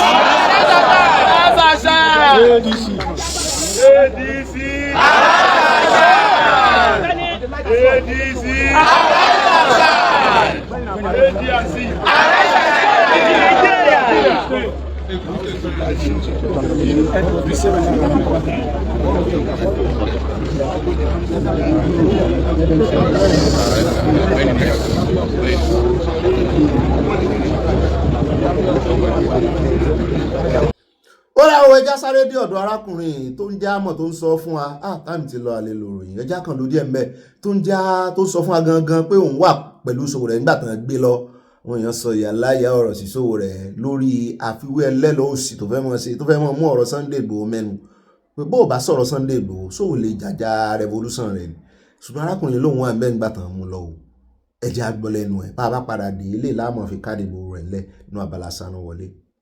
We were at the Federal High Court this morning where some police officers came with some police vehicle and walked to Mr. Sowore and told him that he's been needed in the office of the Commissioner of Police, which he asked of if it was an arrest or an invitation. They said it was an invitation. So as a patriotic citizen that he is, he insisted that the lawyer should follow him. Then we should go down to the office of the Commissioner of Police. We got to the FCT command most comrades of like us, we were outside waiting. Some of us were outside waiting. So at the end of the day, they now came out with him and they took him to abattoir. This is totally oppression. You understand? The government being led by President Bola Ahmed Tinubu is as if he's afraid of protest. And the Inspector General of Police is as if he's also afraid of protest. Protest is our constitutional right. It's our fundamental constitutional right. And there's no man that can come out on one day and ask Nigerians not to protest against bad governance. Ó dẹ̀ káàbọ̀ padà ilé ìtààmú fi káàdì gbogbo rẹ̀ ńlẹ̀. Òun náà ní ti ogun àárín Ukraine àti Russia. Bẹ́ẹ̀ náà wá ní USA ti gbégbèsè míì, wọ́n ti gbé sanction míì lé orílẹ̀-èdè Russia. Ṣùgbọ́n nígbà tí Russia ó dáhùn, ó ní òun mọ̀ pé ó máa bá àwọn gan, ó máa fojú àwọn gbolẹ̀ díẹ̀, ṣùgbọ́n kò lè kìrìpù ẹkọ́nọ́mì àwọn, kò lè ya ẹkọ́nọ́mì àwọn lárọ̀. Russia President Putin ló sọ bẹ́ẹ̀ lọ́jọ́ Thursday àná yìí pé sanction tí USA tàn gbé láwọn lórí iléeṣẹ́ epo àwọn tó lọ́rìn jù wípé ó síríọ̀sì gan o. Ó ní ṣùgbọ́n kò síríọ̀sì débi wípé yóò kìrìpù ẹkọ́nọ́mì àwọn o. Ó ní àwọn sọ bẹ́ẹ̀ fún US o pé àwọn rọ́wọ́ yín o, pé sanction tẹ́ gbélé Rosneft àti Lukoil pé àwọn mọ̀lára yóò ṣèkì àwọn, ṣùgbọ́n àwọn ò ní pẹ̀yìndà àfibọ́n bá ogun èdè ibi tó lámìlaka tó lápẹẹrẹ. Mo ní alágídí ó pàdé alágbára ò bá lágbára ò bá ti fẹ́ dáràn o. Ṣùgbọ́n Putin ní òun fẹ́ dáràn ìdáràn sí lọ́rùn. Ní rí jù báyìí lọ́nà abala ti sánú wọlé ní pápá ẹjẹ́ abọ́dé sínú abala tí ó mọ̀ tẹ̀lé. Abala ẹ̀yin olólùfẹ́ wa ni abala comment section. Àyà ti ṣetán láti gbé wa débẹ̀. Àyà pápá àpàbọ̀ wájú àrà kò fi ṣòfò.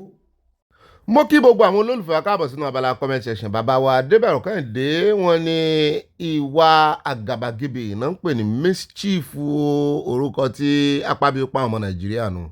At Abimbola Àgbàjẹ wọ́n ní àwọn obìnrin tí wọ́n ń tẹ̀lé Ràsídì Olúwo yẹ kí wọ́n wo bí Sàríà ṣe gba ilé lọ́wọ́ arákùnrin yìí, kí wọ́n kọ́ ẹ̀kọ́ o, kí wọ́n kọ ẹ̀yìn sí Olúwo. Tí wọ́n bá ṣọ́ra gbogbo ilẹ̀ Yorùbá wọn ni Sàríà yóò gbà.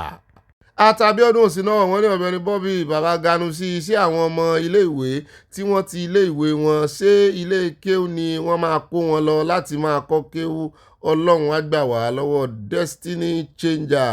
Ẹ bá ń gánjà sí o. Àti ẹ bá mi kí àyà ń gbọ́ wọ́n tẹ́lọ̀ sí àti nǹkan ọ̀pánu. At Modinat Solomon Alájà mi ọ̀wọ̀n wọ́n ní wonderful. Mọ́ mi kílẹ̀ rí tẹ́ fi ní wonderful. I'm marvelous. At Olúadésínà wọ́n ní àmì. Mọ́ mi Fúnmilọ́lá Bello wọ́n ní Ọ̀gbẹ́ni Bobby ibà odò àkáfàtà. Ẹ kò ní bá olórí burúkú dòwò pọ̀ in Jesus mighty name. Àmì o. A kò ní rin àrìnfẹsẹ̀ sí àmì. Ẹ̀ka àyà o, love you too. Bá mi Fọlọ́nsọ́ta nímọ̀ làwọn ní Ọ̀gbẹ́ni Bobby àwọn ọlọ́pàá Nàìjíríà ọ̀pọ̀lọpọ̀ wọn ẹ̀mí ènìyàn kò jẹ́ nǹkan kan lójú wọn, ṣùgbọ́n ìgbẹ̀yìn wọn rádaràda ni nígbà tí wọ́n bá ń fẹ̀yìn tì lẹ́nu iṣẹ́ Ọlọ́run lọ́ba ẹlẹ́sàn Oòduà nation no going back. Wọ́n fi nǹkan panu ránṣẹ́ sí a o. Wọ́n ní ayé kànú wọn mọ́ lẹ́yìn ìgbà tán bá fẹ̀yìn tì tán lálàṣe ká mọ̀ wò wọ́n ràn iṣẹ́ ọwọ́ wọn náà ń jẹ. Ẹ jẹ́ àlọ́ tààràtààrà sí ọ̀dọ̀ mọ́ọ̀mí Abọ́láńlé Ògúndọ̀lá wọ́n ní welcome Obi Anaya, happy day to you mọ́ọ̀mí, we wish you the same. Mọ́ọ̀mí Elina Oyenubi wọ́n ní Ọ̀gbẹ́ni Bobby ẹni bí ìrònú bọ́ọ̀sì ní Sowore o, tí Sowore bá di president nǹkan kan ní gbogbo wọn. Sowore ti tẹ́ kò dún ọbẹ̀ mọ́ o. Wọ́n ní kó máa rán Sunday Igboho dáhùn kò tiẹ̀ tó bẹ́ẹ̀. Sunday Igboho kò gbé ìbọn, bẹ́ẹ̀ ni kì í ṣe apààyàn, kì í ṣe olè. Ọmọ tí wọ́n ń fi tọrọ ọmọ ní Free Sunday Igboho Dallas Fort Worth Texas náà ti fi àtẹ̀jíṣẹ́ ránṣẹ́ sí a o. Bẹ́ẹ̀ náà ni Àtolúfúnkẹ́ Wájúmọ́lú Mọ́hámì ní Obi Sowore ti bẹ̀rẹ̀ sí fetí kóná ọ̀rọ̀ lọ́dọ̀ àwọn ọmọ Yorùbá nítorí ọ̀rọ̀ lọ́mọ ilé tí ń gbọ́. Bẹ́ẹ̀ náà ni bàbá Èkìtì Yèyédára Ọmọlúkà wọ́n ti sọ ìyàláyọ̀ ọ̀rọ̀ sí, wọ́n ní kò tún lè ṣe Ìgbò ló ń gbèsè lẹ́yìn akótiléta ọmọ. At Truth Questions wọ́n ní no to Sharia court and law. I blame our Obas and Yorubas leaders for just looking and not voicing out. Báàmí Akínyẹmí òní wọ́n ní Sowore ló ta olóyè Ìgbòho lọ́pọ̀ fún ẹranko Yíbò yìí. Yíbò tí kò lórúkọ, ibo ló ti já wá. Sowore fẹ́ tẹ́. Báàmí Akínyẹmí òní from USA. Ẹ ṣeun o.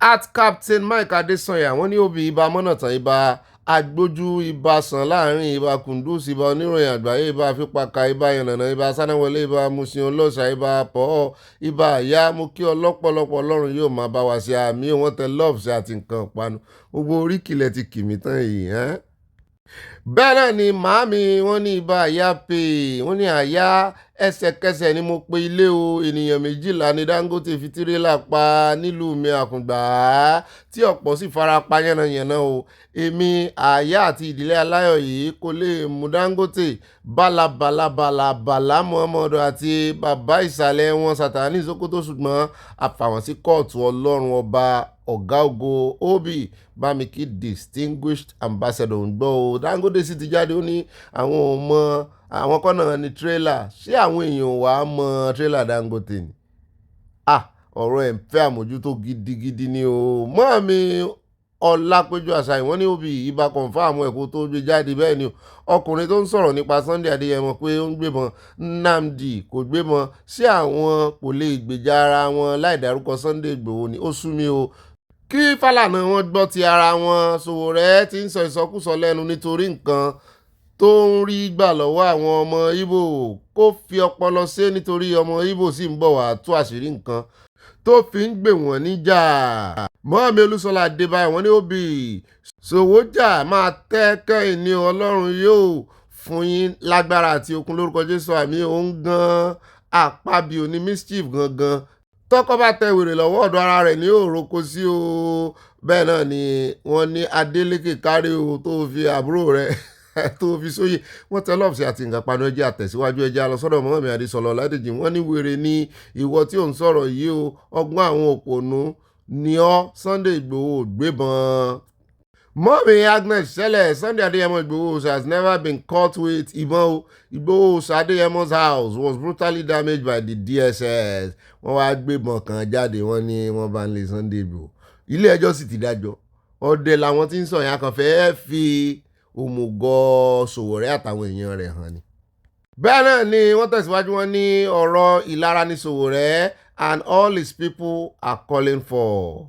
at Ọládélé Adéògùn wọn ní ẹkú ìjọ mẹ́ta Ọ̀gbẹ́ni Bobby mo kí yín o bá mi wọ́n ní Sowore kò nífẹ̀ẹ́ Yorùbá chairman ẹgbẹ́ rẹ̀ kò nífẹ̀ẹ́ Yorùbá àti Sowore pàápàá pé ó ti bá ti Sowore jẹ́rí nínú past video rẹ̀ ìjọba kò tí ì ṣetán láti yọkùn lọ́rùn Ìgbòho nítorí àyà wọn ń já kí ó má tún ṣe another protest nítorí gbogbo ọmọ Yorùbá máa tẹ̀lé from Minnesota ìyẹn ni pé the fear of Ìgbòho is the beginning of wisdom. bẹ́ẹ̀ náà ni Mọ́mí Títílayọ̀ Ìbánjí wọ́n ní ọkọ wa àwọn nǹkan ìpanu flowers tí wọ́n fún yín ẹ ò kó wọn wálé o ẹ tètè fi owó ọkọ̀ Ìwó ránṣẹ́ o àwọn ọmọ ẹ fẹ́ lọ ilé o. Mọ́mí ìyá Jésù adúpẹ́ lọ́wọ́ Ọlọ́run àti gbúrò wọn wọ́n ní ibà ìyá mo kí yín o mo kí àyá mo kí wa ní ilé aláyọ̀ yìí ẹ̀kọ́ afẹ́rẹ́ yìí o popcorn rèé fún gbogbo wa o wọn kó popcorn ó pọ̀ gan o hope alive from Texas Mọ́mí àti miss yín àti béèrè yín títí at mo dúpẹ́ Adénúgà wọ́n ní ibà takotako ìbúlẹ̀ tó ti rí takotako òkè àwọn tí ń yìnbọn lánàá Ọlọ́run á bá ti àwọn ọlọ́pàá ìjẹ́ ṣé gbogbo wọn àbáwọn ọ̀bàyéjẹ́ àárín wọn. bẹ́ẹ̀ náà ni Mọ́mí Dorcas Odúlọ́túnmiṣe wọ́n ní mo sọ tẹ́lẹ̀ pé Sowore máa tẹ́ Sowore fẹ́ fi àwọn ọmọ Oòduà pàtàkì sí àtẹ̀gùn òṣèlú lọ́dọ̀ àwọn ọmọ Ìgbò nítorí Ìgbòho àwọn alálẹ̀ máa jẹ́ kí Sowore tẹ́ káàkiri àgbáyé láṣẹ Ìdùmarè Oòduà national member from Providence Rhode Island Sowore fẹ́ tẹ́ ó sì ti ń tẹ́ Ìgbòho tó wá kọjú sí ó mà ṣe o tó bá rí èèyàn tètè sọ fún ìbàdà o torí Ìgbòho ò ní kí tiẹ̀ mọ́ da. bẹ́ẹ̀ náà ni àtọmọ́táyà Akínúsí wọ́n ní Obi kò ní bẹ́sùẹ́ fún ọkùnrin ẹlẹ́nu jágajàga wèrè ọmọ Ìgbò amúkú mẹ́kọ̀ọ́ yìí mo fà á lélédìké lọ́wọ́ tí ẹ̀ bá nù afúnwèrè jẹ́ dáadáa Sowore ń tan ara rẹ̀ Ìgbò lè gbé Sowore dé ipò kankan àwọn ọmọ Ìgbò kò nífẹ̀ẹ́ Yorùbá rárá ẹ̀tẹ́ ni Sowore máa bábọ̀ lọ́dọ̀ Ìgbò Obi ìran wíwò kì í fọ́jú sí ọ. bẹ́ẹ̀ náà ni Abímbọ́lá Àgbájé wọn ní bàbá Bobby obìnrin ni ó yẹ kó kúnlẹ̀ ní ilẹ̀ Yorùbá láti jọ ẹ kú ètò ẹ bá wa kí gbogbo orílẹ̀-èdè Yorùbá o Abímbọ́lá from South Africa àwọn àní kóbìnrin mọ̀kúnlẹ̀ ṣùgbọ́n ètò tàn gbé kalẹ̀ ń ṣọ́ọ̀ṣì yẹn obìnrin náà ṣe fún kán fi celebrate obìnrin so la ṣe ń wò pé kọkùnrin náà kúnlẹ̀ fóbìnrin ó léèwọ̀ ni ó dà wọ́n níbi tí a bá pè lórí àìfi tẹ̀lé o bẹ́ẹ̀ náà ni àtmọ́ mi Debbie Ajewole wọ́n ní good evening precious you are precious to me too Ogbeni Bobby to God be the glory for giving youth your talent. Your program is the best and easy to follow. I appreciate your program in Yoruba original. A toast to you. Ẹja sí wáìnì, ẹja fi toast. Please don't drink and drive. Mo ti gbọ́. Mosquito wà ní Alaska o. Wọ́n jẹ ségesège sí mi lára during my vacation ní Alaska. More success, more grace, more love to you precious. Yèyé ọba Debbie Ajewole mọ́ mi yóò yẹ kò sì ní yẹ̀ ẹ́ lẹ̀ Ọlọ́run ọba. Bá mi Manuel Adéoyè só ti wá wọ́n ní Ọ̀gbẹ́ni Bobby èké ìbídùn níbo ló kúnlé sí o amórí èso búrẹ́dì wàá pọ̀ jèso lọ wọ́n ní fún àwọn ìyàwó rẹ̀ wà àyà àti Bobby kí epo tí olówó ń fa kànga sí ó sì dà bẹ́ẹ̀ fi míìkì sí míìkì ọlọ́pẹ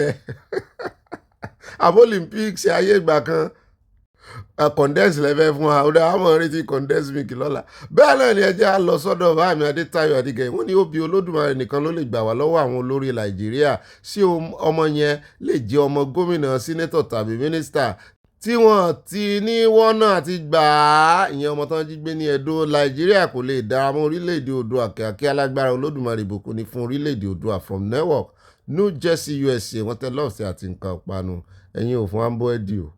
Bẹ́ẹ̀ náà ni Adémọ́lá Samuel bá mi ní kí ló ṣe àwọn àgbààgbà ìjọ ńláńlá ilẹ̀ Yorùbá tí wọ́n ń pa ọ̀pọ̀lọpọ̀ kìrìsìtẹ́nì ní Nàìjíríà tí wọn kò dá sí Ọlọ́run kò ní jẹ́ kí ó kan inú ìjọ wọn o from Providence Rhode Island bẹ́ẹ̀ náà ni USA ayọ̀ ní ayọ̀ rẹpẹtẹ wọ́n tẹ lọ́ọ̀sì àti nǹkan panu bẹ́ẹ̀ náà ni Lina wọ́n ní Ìgbòho gbébọn please correct the write up ìrọ̀ write up yẹn ò yé yín ni ẹni tó sọ bẹ́ẹ̀ la kọ síbẹ̀ àwọn Ìgbò ló sọ bẹ́ẹ̀ tẹ́ ẹ bá gbọ́ ìròyìn yẹn délẹ̀ àbí ẹ kàn ń ka write up ní ẹgbọ́ ròyìn àwọn èèyàn kan wà bẹ́ẹ̀ o write up nìkan náà wọ́n kà wọ́n ní gbọ́ ròyìn bẹ́ẹ̀ náà ni mọ́ mi Mary Odùnúyì mo jẹ́rìí yẹn ìwọ́n gbọ́ ròyìn dáadáa wọ́n ní Bobby mi ẹjọ́ o kì í ṣe ti Arìndìn tó ń sọ̀rọ̀ yìí pé kí ló ṣe Arìndìn náà ni bí kò ṣe ti ọmọ ẹni òṣèdí bẹ̀bẹ̀rẹ̀ tó ń ṣe iṣẹ́ ọmọ àlè ojú máa ti gbogbo ọ̀tá ilẹ̀ Yorùbá ẹ̀sìn ni wọ́n máa ṣe papọ̀ Oòduà nation ogun bá wọ́n tẹ lọ́ọ̀fù sí ayére ní tiwa níkẹyìn àṣẹ Ìdùmarè mọ́ mi Mary Odùnúyì ẹni dànù bẹ́ẹ̀ náà ni ẹjẹ́ àdọ́dọ̀ mọ́ mi Tóyìn Nọ́rì wọ́n ní ẹ̀fọ́ ebolo ní Igbo I just pity Shore's ministry they will shock him yóò jọ sojú wa náà ni kò ní sẹ́yìn wa. Mọ́ mi Mary Odùnúyì ní ọ̀rọ̀ constitution ó yẹ kí wọ́n gbé síta ní gbàgede yẹn 1999 constitution kí wọ́n dáná sun kó jóná de eru bẹ́ẹ̀ ni kí wọ́n fi fọ́kọ̀ mu kórí wọn lè pè kí wọ́n gbé tuntun jáde Oòduà nation ní ìgbẹ́kẹ̀lé tiwa kíákíá báyìí àyà ń rẹ́rìn wọ́n tẹ lọ́ọ̀fù sí kàn fi fọ́kọ̀ mu ni. At Kwakwa wọ́n ní at Bobby few of us have decided to finally relocated back to Nigeria pressure is much in America and Europe. Yóò bá yín lára mu o. At Tóyìn Nọ́rì wọ́n ní Davido tó lè jẹun kú yóò jẹun kú ó ní di sport lóòótọ́ pàdípàdí democracy mo ti ẹ̀ dúpẹ́ Davido kò jẹ́ kẹ́ ẹ̀ ráàyè tèmi lónìí. Mọ́ mi mo róhùn mú bọ̀ ẹja ọsàn ó yá mo róhùn mú bọ̀ wọ́n ní àtọ̀gbẹ́ni Bobby mi tó tán my darlington mo mú of the highest order ní àbúrò Fáyọ̀ṣe yìí o ó fẹ́ kàn gbé ẹran sí ẹnu kìnìún Kanu kí Kanu lè pa gbogbo orílẹ̀-èdè Nàìjíríà ní pátápátá só ti gbàgbé ojúkú ni Oòduà nation tètè dé o àwa ti fi ojú sọ́nà o bẹ́ẹ̀ náà ni àtikẹ́ni Ògúnkọ̀yà wọ́n ní òbí amukun mẹ́kọ ní eléyìí tó ń sọ tí kò mọ̀ lórí ọ̀rọ̀ Ìgbòho Ọlọ́run máa gbá wọn lẹ́nu àmì lápá òsì ni kò gbà sí wọ́n tẹ lọ́ọ̀fù sí ojú máa ti wọn àṣẹ Ìdùmarè kẹ́nu wọn wọ́ sápá òsì ká lè mọ̀ wọ́n pé àwọn tó sọ̀rọ̀ lọ́jọ́ sí rèé mọ́ mi mo súnmọ́lá olíwo tèmi nìkan wọ́n ní Ọ̀gbẹ́ni Bobby tèmi nìkan àánú Olódùmarè kó máa bá yín àti gbogbo àwa ìdílé aláyọ̀ ìgbé àmì ìṣòwò rẹ̀ jọ tẹ̀ jẹ́jẹ́ táǹtì ìyá rẹ̀ ò sí o kò sí ìròyìn ayọ̀ kan Nàìjíríà Bobby Ọlọ́run á dá àwọn ènìyàn wa tó wà nílé sí o, ó dàárọ̀ wọn tẹ love sí àwọn fi nǹkan ọ̀pànù ránṣẹ́ o. Bàmí Oríọlá Oris wọ́n ní ibà ọmọ wúrà kò ń ṣe kéńkélé lórí yẹn o, géńgélé ni o, àti wípé Adeleke fi oyè ìdílé yẹn jọ ọ̀gá rẹ̀ Tinubu ni o, wọ́n ti sọ di oyè ìdílé wọn, wọ́n kàn ń ṣe bó ti wù wọ́n ní. Oríọlá Oris from Dallas, Texas. Bàmí èmi náà mọ̀ rò pé géńgélé ni kéńkélé ni o, àwọn kan tiẹ̀ ní téńtélé tún ni, ṣùgbọ́n kó ti lé náà ni. Kéńkélé lèmi gbọ́ o, èmi náà géńgélé ni wọ́n mọ̀ ọkọ tẹ́lẹ̀ o. Bẹ́ẹ̀ náà ni at Mr. CG.com wọ́n ní Ọ̀gbẹ́ni ta ló ń ṣẹ́jú sí iṣẹ́ rojú mi ni ọkùnrin láìsóbìnrin tiẹ̀ pọ̀ ẹ ṣe.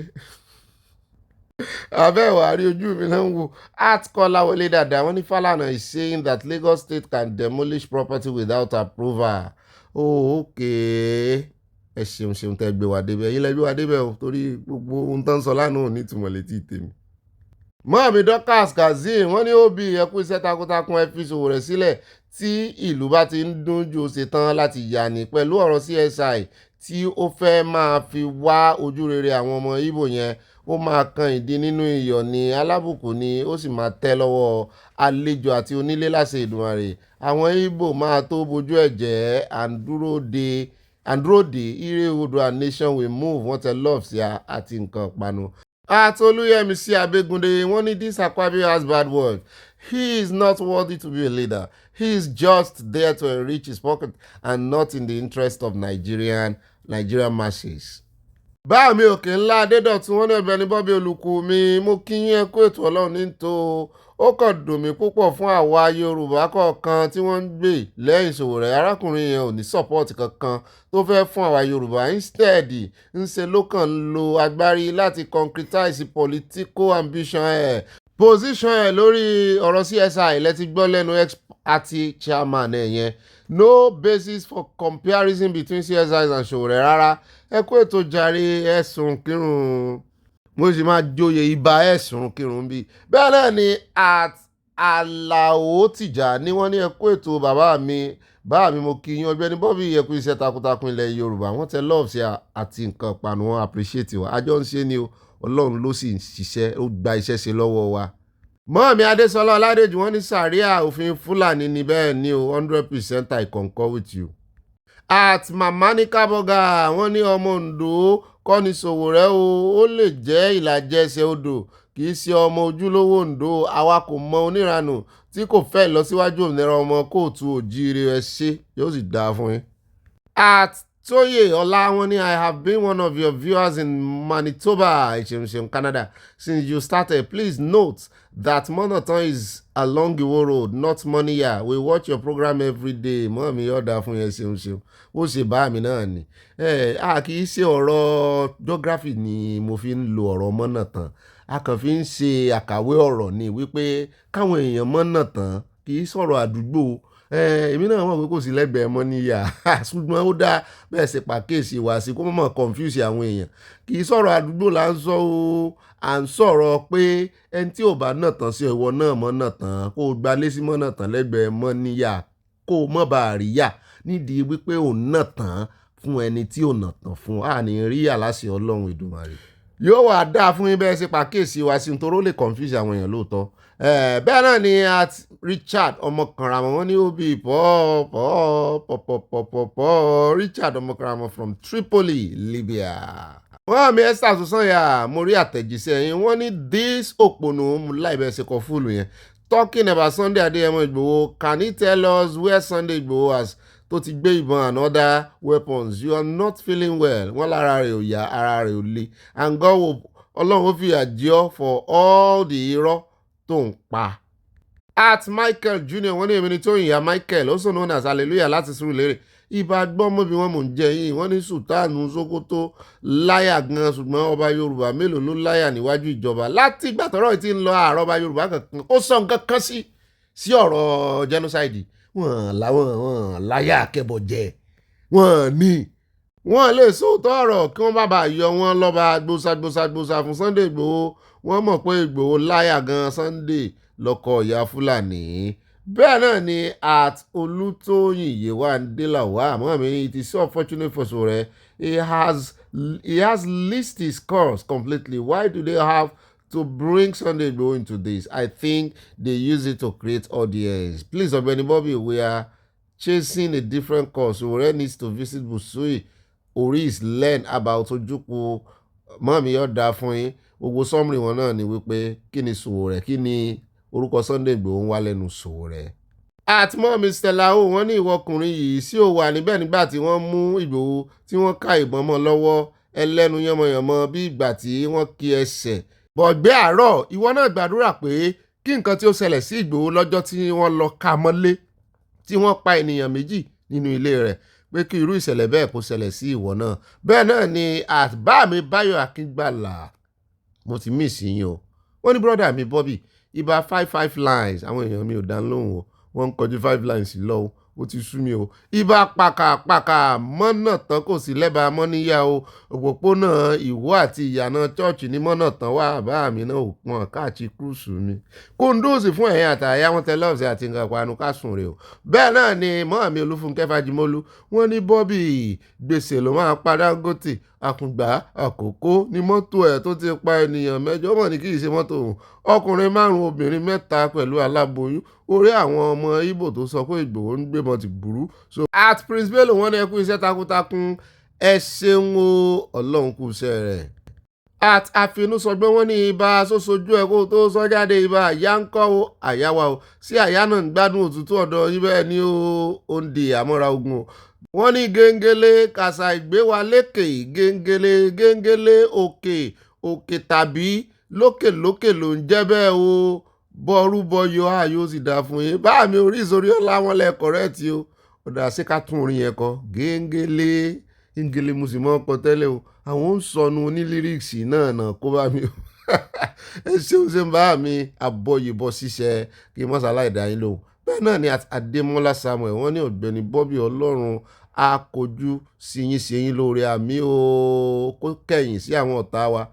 wọ́n ní rádaràda làwọn gómìnà ilẹ̀ Yorùbá ń ṣe gbogbo agbègbè ìpínlẹ̀ wọn bàjẹ́ ọ̀nà bàjẹ́ wọn ò dẹ̀ má kí wọn pé wọ́n ṣáìdì bá mi kí ni ti yí níbi tẹ́ ti ń táìpù ẹ̀ o. wọ́n ń ṣiṣẹ́ takuntakun mo gẹ̀ẹ́tì Ọlọ́run yóò ṣe ìdájọ́ fún gbogbo wọn Oòduà nation làwọn àǹfẹ́ o from Providence Rhode Island wọ́n tẹ lọ́ọ̀sì àti nǹkan panu ó gbà mí ní 1 minute kí n tó rí mo padà wá tún kà ní.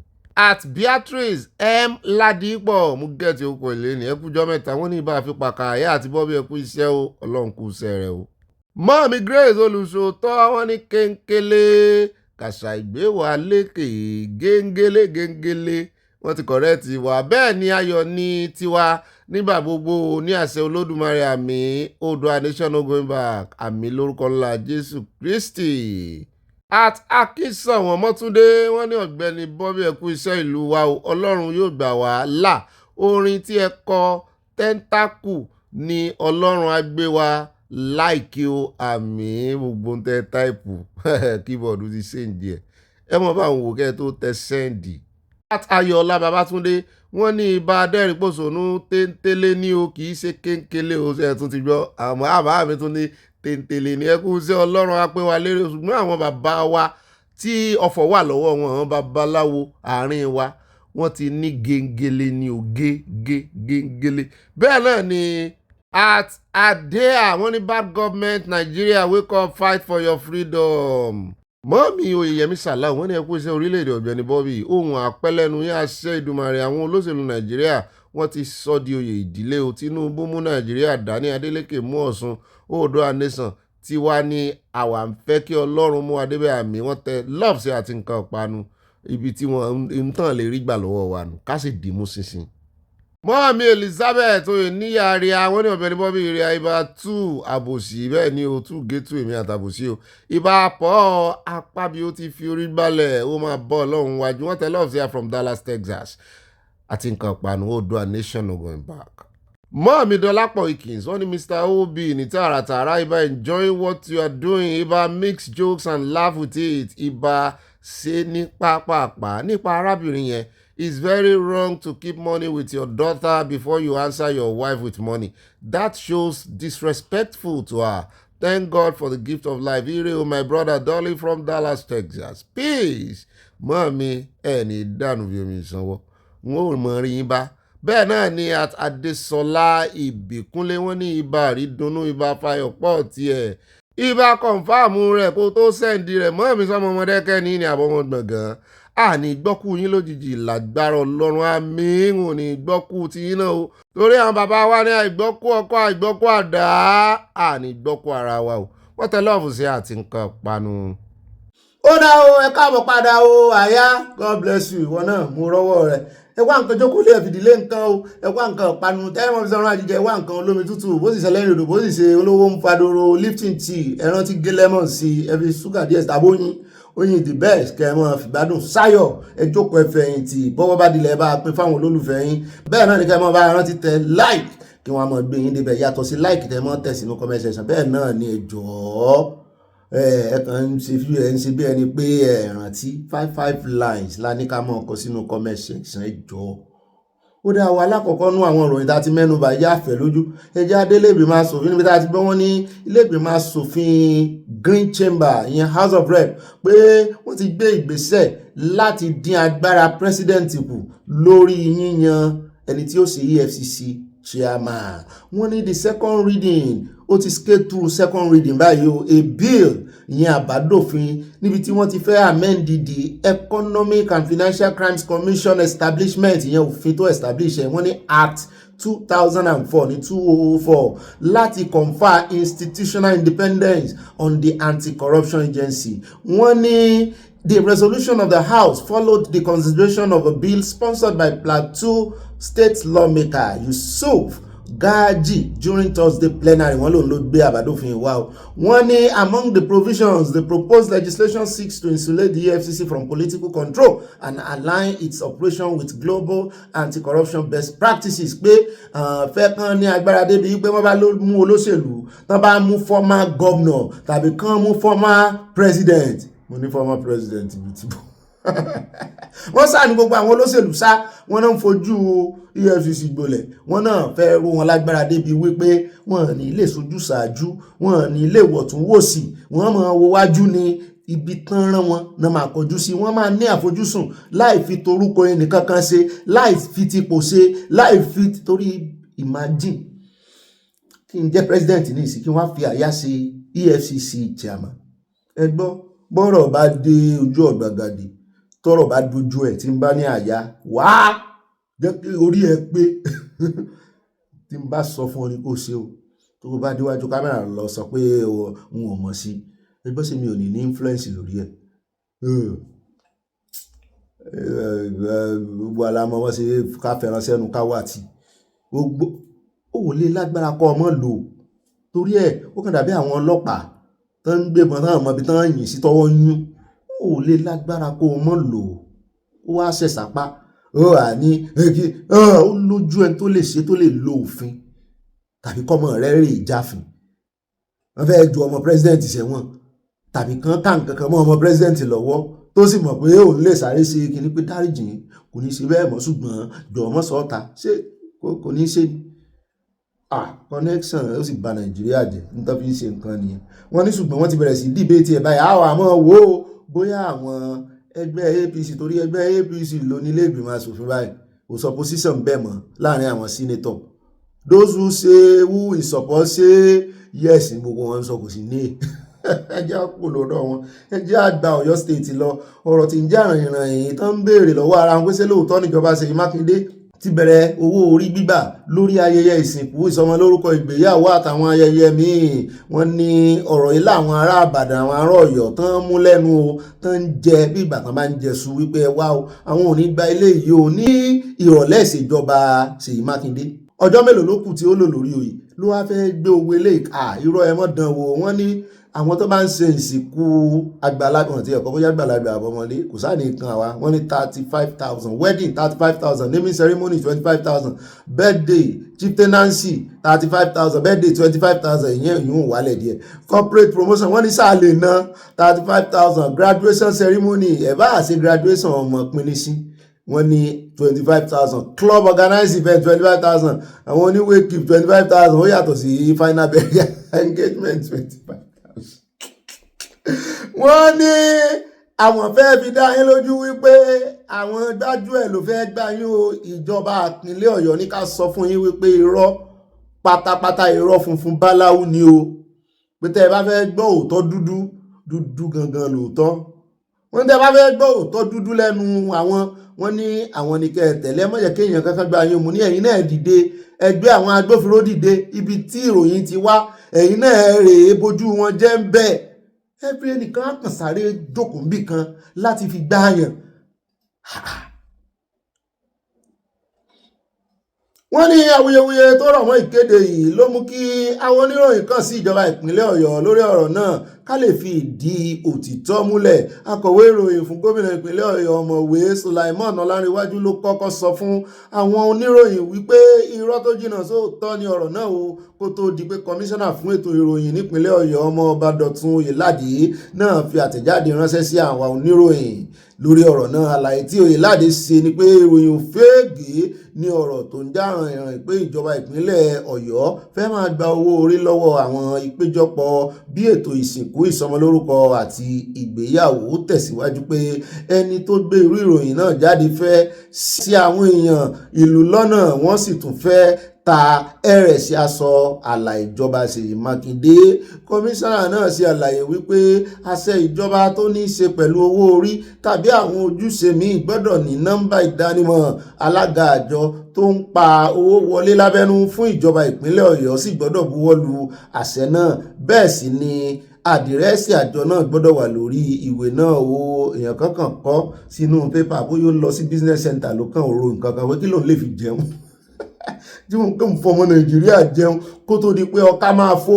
Ó ní gbogbo àwọn nǹkan tí òun kà sílẹ̀ yìí kò sí nínú ìròyìn òféègé náà o. Oyèládé rọ àwọn ènìyàn ìlú láti kọ etí ọ̀gbọ́n sí ayédèrú ìròyìn náà o. Ẹ̀yin náà ẹ múṣẹ sí i, ẹ mọ́kàn wá dìbọ́ǹkì ẹ̀, ẹ kó àwọn èèyàn yín síta. Ẹ̀yin náà ẹ láwọn tí ń ṣe ọ̀tẹlẹ̀múyẹ́ fún yín ni kẹ́rin máa béèrè lọ́wọ́ àwọn aráàlú ibo náà ti rí ìròyìn. Orí ẹ̀rọ ayélujára gan-an ẹ lè ṣe query pé ta ló kọ́kọ́ gbéròyìn. Bẹ́ẹ̀ ni ibi tó ti wọ́n mú táwọn ọ̀tẹlẹ̀múyẹ́ máa ń lò nù. Gbogbo ìròyìn tẹ́ máa ń rí tẹ́yìn kan gbé wọ́n ṣe àtúndá rẹ̀ ibì kan èèyàn kan ló kọ́kọ́ gbé. Wọ́n dẹ̀ mọ̀rú èèyàn yẹn kódà kó ti delete ẹ̀. Ẹ ṣiṣẹ́ ìwádìí yín. Bẹ́ẹ̀ náà ni ó yẹ káwọn aráàlú náà kán wá mọ̀ gbogbo àwọn nọ́mbà gbogbo nílùú tá a wà yìí. Bí nǹkan kan bá ṣẹlẹ̀ nínú ilé ó ní nọ́mbà tó ń pè. Ó ní nọ́mbà wọ́n bá bí Nàìjíríà ní ìsìnkí ní emergency number wọn lọ́mọ Nàìjíríà wọ́n mọ̀ ṣùgbọ́n wọ́n mọ̀ Amẹ́ríkà 911 wọ́n mọ̀ wọ́n wò ní fíìmù dáadáa ṣùgbọ́n tìlú wọn torílẹ̀-èdè wọn emergency number yín toll free wọ́n mọ̀. Wo yín lẹ ní lọ́wọ́ ń bẹ̀tẹ̀ di ẹrú èmi náà mọ̀ nígbà tí mo wà Nàìjíríà ó dé ẹjẹ́ kó ń bẹ́ o. Ẹjẹ́ wá lọ tààràtààrà sínú ìròyìn tí ọmọ tẹ̀lé tí mo ló ṣe mí ń kàyéfì lẹ́ẹ̀kan. Ẹjẹ́ àdọ́dọ̀ CDS ìyẹn Chief of Defence Staff fún Nàìjíríà. Wọ́n ní lẹ́nu wọn náà ti sọ wọ́n ní ìpànìyàn ti pọ̀ jù ní Nàìjíríà ẹ ràn wá lọ́wọ́ kẹ́ ẹ tètè máa ta wá lólobó o. Mo ní lẹ́nu Chief of Defence Staff iléeṣẹ́ ológun orílẹ̀-èdè Nàìjíríà. Àwọn náà sọ̀rọ̀ yìí nígbà tó ṣàbẹ̀wò sí gómìnà ìpínlẹ̀ Birnin-Kebbi tí wọ́n fẹ̀sùn kàn pé ó ń lo àwọn ọmọ iléeṣẹ́ ológun ilẹ̀ òkèèrè yẹn àwọn mẹsínẹ́rì láti dojú ìjà kọ bandit. Mo ní kí ló lè ń bẹ̀ káró sọmọdì káró dìmọ́sọ kídìí òsámọ̀ ti gbófò wọ́n sá ti mọ́ pààyàn mọ́. Wọ́n ní èmi ò mọ̀ tí ń bà wọ́n lẹ́rù o ṣùgbọ́n ó sọ̀rọ̀. Ẹ jẹ́ àkọ́kọ́ gbọ́ bí ó ti sọ̀rọ̀ tó rùn ló ti sèmí ń kàyéfì wípé sọ iná mọ̀ pé wọ́n ń pààyàn jù tí wọ́n fi sí òun ni. Bẹ́ẹ̀ mọ̀ pé wọ́n ń pààyàn jù ẹ mọ̀ wọ́n gbà sí pé wọ́n ń pa àwọn ọmọ Nàìjíríà jù ti wọ̀ àwọn náà mọ̀. Kí ló wá dé tí ìjọba ìpínlẹ̀ bá wá ọ̀nà míì tán wá wọ̀rọ̀ kò fi ṣàdá kán bá pa wọ́n mọ́ ó yẹ kẹ́ ẹ mọ̀ yìn wọ́n ni. Ẹ jẹ́ àgbọ̀rọ̀ lẹ́nu wọn á tún gbọ́ lẹ́nu gómìnà tó sọ wípé òun gbọ́ tán fẹ̀sùn kan òun o. Kí ló wá sọ lórí ẹ̀ ẹ bá ń tẹ̀ sí ilé agbára. How it feels when you lose loved ones, but we will not let you down. We'll continue to work with you. And we appeal, please don't be tired. Any information is vital. Get to us as quickly as possible. so that we can get it. We will exchange numbers so that even the commanders here, you can get to them directly. If you can't get to them, get across to us, we'll get to them. All we want is that we get timely information so that we can react in good time. These criminals must be taken out of the system. The killing is too much, the killing must stop. And send one information viral, which we call the enemies of Kebbi State. Some of them, when they are in the hand of affairs, they have not done anything for people of Kebbi State. Even that time, there are insecurity, particularly in the southern part. We believe in security, and we believe in the performance of our security agencies in Kebbi State. So those people are saying that Kebbi State has engaged a foreign pen to come and scare Kebbi State. If our security agencies cannot scare Kebbi State for us, I don't see a reason why another foreign pen can come and scare Kebbi State for us. ṣùgbọ́n gẹ́gẹ́ bí ìròyìn táwa ń gbọ́ báyìí ó ṣeni láàánú wípé àṣemọ CDS Chief of Defence Staff náà ní bíníkẹ́bí tán lọ́hùn wọ́n ti yọ wọ́n yẹn dìmọ́tì wọn ni èmi ò mọ̀ o bóyá wọ́n yọ wọ́n kúrò nípò ní èmi ò mọ̀ bóyá wọ́n kásẹ̀ ẹbí mọ́ lọ́wọ́ ni o ṣùgbọ́n ẹni tó jẹ́ Chief of Army Staff èèyàn tí a ọmọ Yorùbá Olúfẹ́mi Olúyèdè ọ̀nà gbapò rẹ̀ báyìí ọmọ Haúsá mi náà fún nípò CDS ṣùgbọ́n báyìí nígbà tí ò rí nǹkan kan ṣe òjòyè CDS ń lọ ga gbogbo wọn pátápátá wọ́n fi ọjọ́ ìyàwó dé òlé ìgbẹ́dìyẹ kàn fẹ́ lómi sí mo ti ẹ̀gbọ́n wọn nínú bí àwọn èèyàn sọ̀tàn kó ṣe wá jẹ́ Yorùbá náà fi ṣe olórí pátápátá mo ní ṣe bí Yorùbá ló wà ní Chief of Army Staff tẹ́lẹ̀ olórí àwọn army lásán wọ́n sì fi ọmọ Haúsá sí ní ìsìn wọ́n fi ọmọ yín sí kò ṣe dáadáa jẹ́ kọ́ ọmọ Yorùbá wà ń bẹ́ẹ̀ àbí délé gbọ́ mọ nǹkan kan wọ́n fún yín time wọ́n fún yín lórí ọ̀fẹ́ ẹ sì bàjẹ́ wọ́n máa ń wo bọ̀bọ́n ẹ̀ ni Christian sì ni winners ní lòun àtìyàwó rẹ̀ ṣé wọ́n sọ àwà lóun gbàbọ̀dé ni àbí lábẹ́ ìṣèjọba rẹ̀ òun sì lọ lórí gbogbo àwọn ọ̀gá iléeṣẹ́ ológun àti ti army àti tójú òfurufú àtòrí ilẹ̀ òun ni CDS Chief of Defence Staff ṣùgbọ́n ní ìsìn ọmọ Yorùbá ẹni tó wà ń bẹ ní ìsìn àwọn lẹ̀ ń wò. ṣùgbọ́n ó kú nìbọn ró ẹ̀jẹ̀ wá sáré dé ọ̀dọ̀ Dr. Yusuf ara àwọn àgbààgbà ilẹ̀ Haúsá náà ni wọ́n ní ọ̀rọ̀ kúkú tán iye wọ́n fẹ́ dìtẹ̀ bàjọba ẹ̀ wọ́n ní kò yé àwọn wọ́n sì ní àwọn ò tí ì fi gbogbo ara gba iléeṣẹ́ ológun gbọ́ mo ní ṣe bí kò tí ì pọ̀sẹ̀ kan tó sọ̀rọ̀ wọ́n fẹ́ dìtẹ̀ bàjọba láàrẹ Tinubu náà restructure mo mọ̀ pé olódò òde ó gbé gbèsè òun náà ló tún wá jí ó yé wa wípé ó jọ gàté kò jọ gàté ó fẹsẹ̀ méjèèjì lélẹ̀ ó ṣe gàté wọnú ọjà wà níjà ó túra rẹ̀ sí ó pé kán tètè mójútó pé òun ń rò ó ìmúlẹ̀mí náà ń rò àyà náà lòun ń rò wípé ó ṣe wá jẹ́ wípé wọ́n pariwo kù ní jẹrin àbíjàrùn wọ́n restructure lónìí wọ́n sì ní òsì nǹkan kan wọ́n fẹ́ dọ́ọ̀bù ó dà ábàáyín gbà bẹ́ẹ̀ pé kò sí nǹkan kan ṣùgbọ́n Dr. Yusuf ló wá ń jẹ́ ó yé wa wípé òun ò rò pé ó dà pé àwọn social media ti gbaṣẹ́ àmì àwọn ló ń jẹ́ káwọn àwọn èèyàn mọ nǹkan báyìí pé ọ̀pọ̀lọpọ̀ wọn náà sì rèé wọ́n ń fi kún wọn yọ kó ń bẹ̀ pé ṣé DIA ni máa fìyà jẹ ọmọ iléeṣẹ́ ológun tí ó bá ṣàṣemọ́ṣe lórí ọ̀rọ̀ exam promotion exam pé kì í ṣe ọwọ́ DIA mu ni àwọn tó túmọ̀ jù á lọ wọ́n fẹ́ tú àṣírí ẹjẹ́ àjọ gbọ́. It is social media that is telling people, oh, the army is the headquarters said, oh, it's no coup.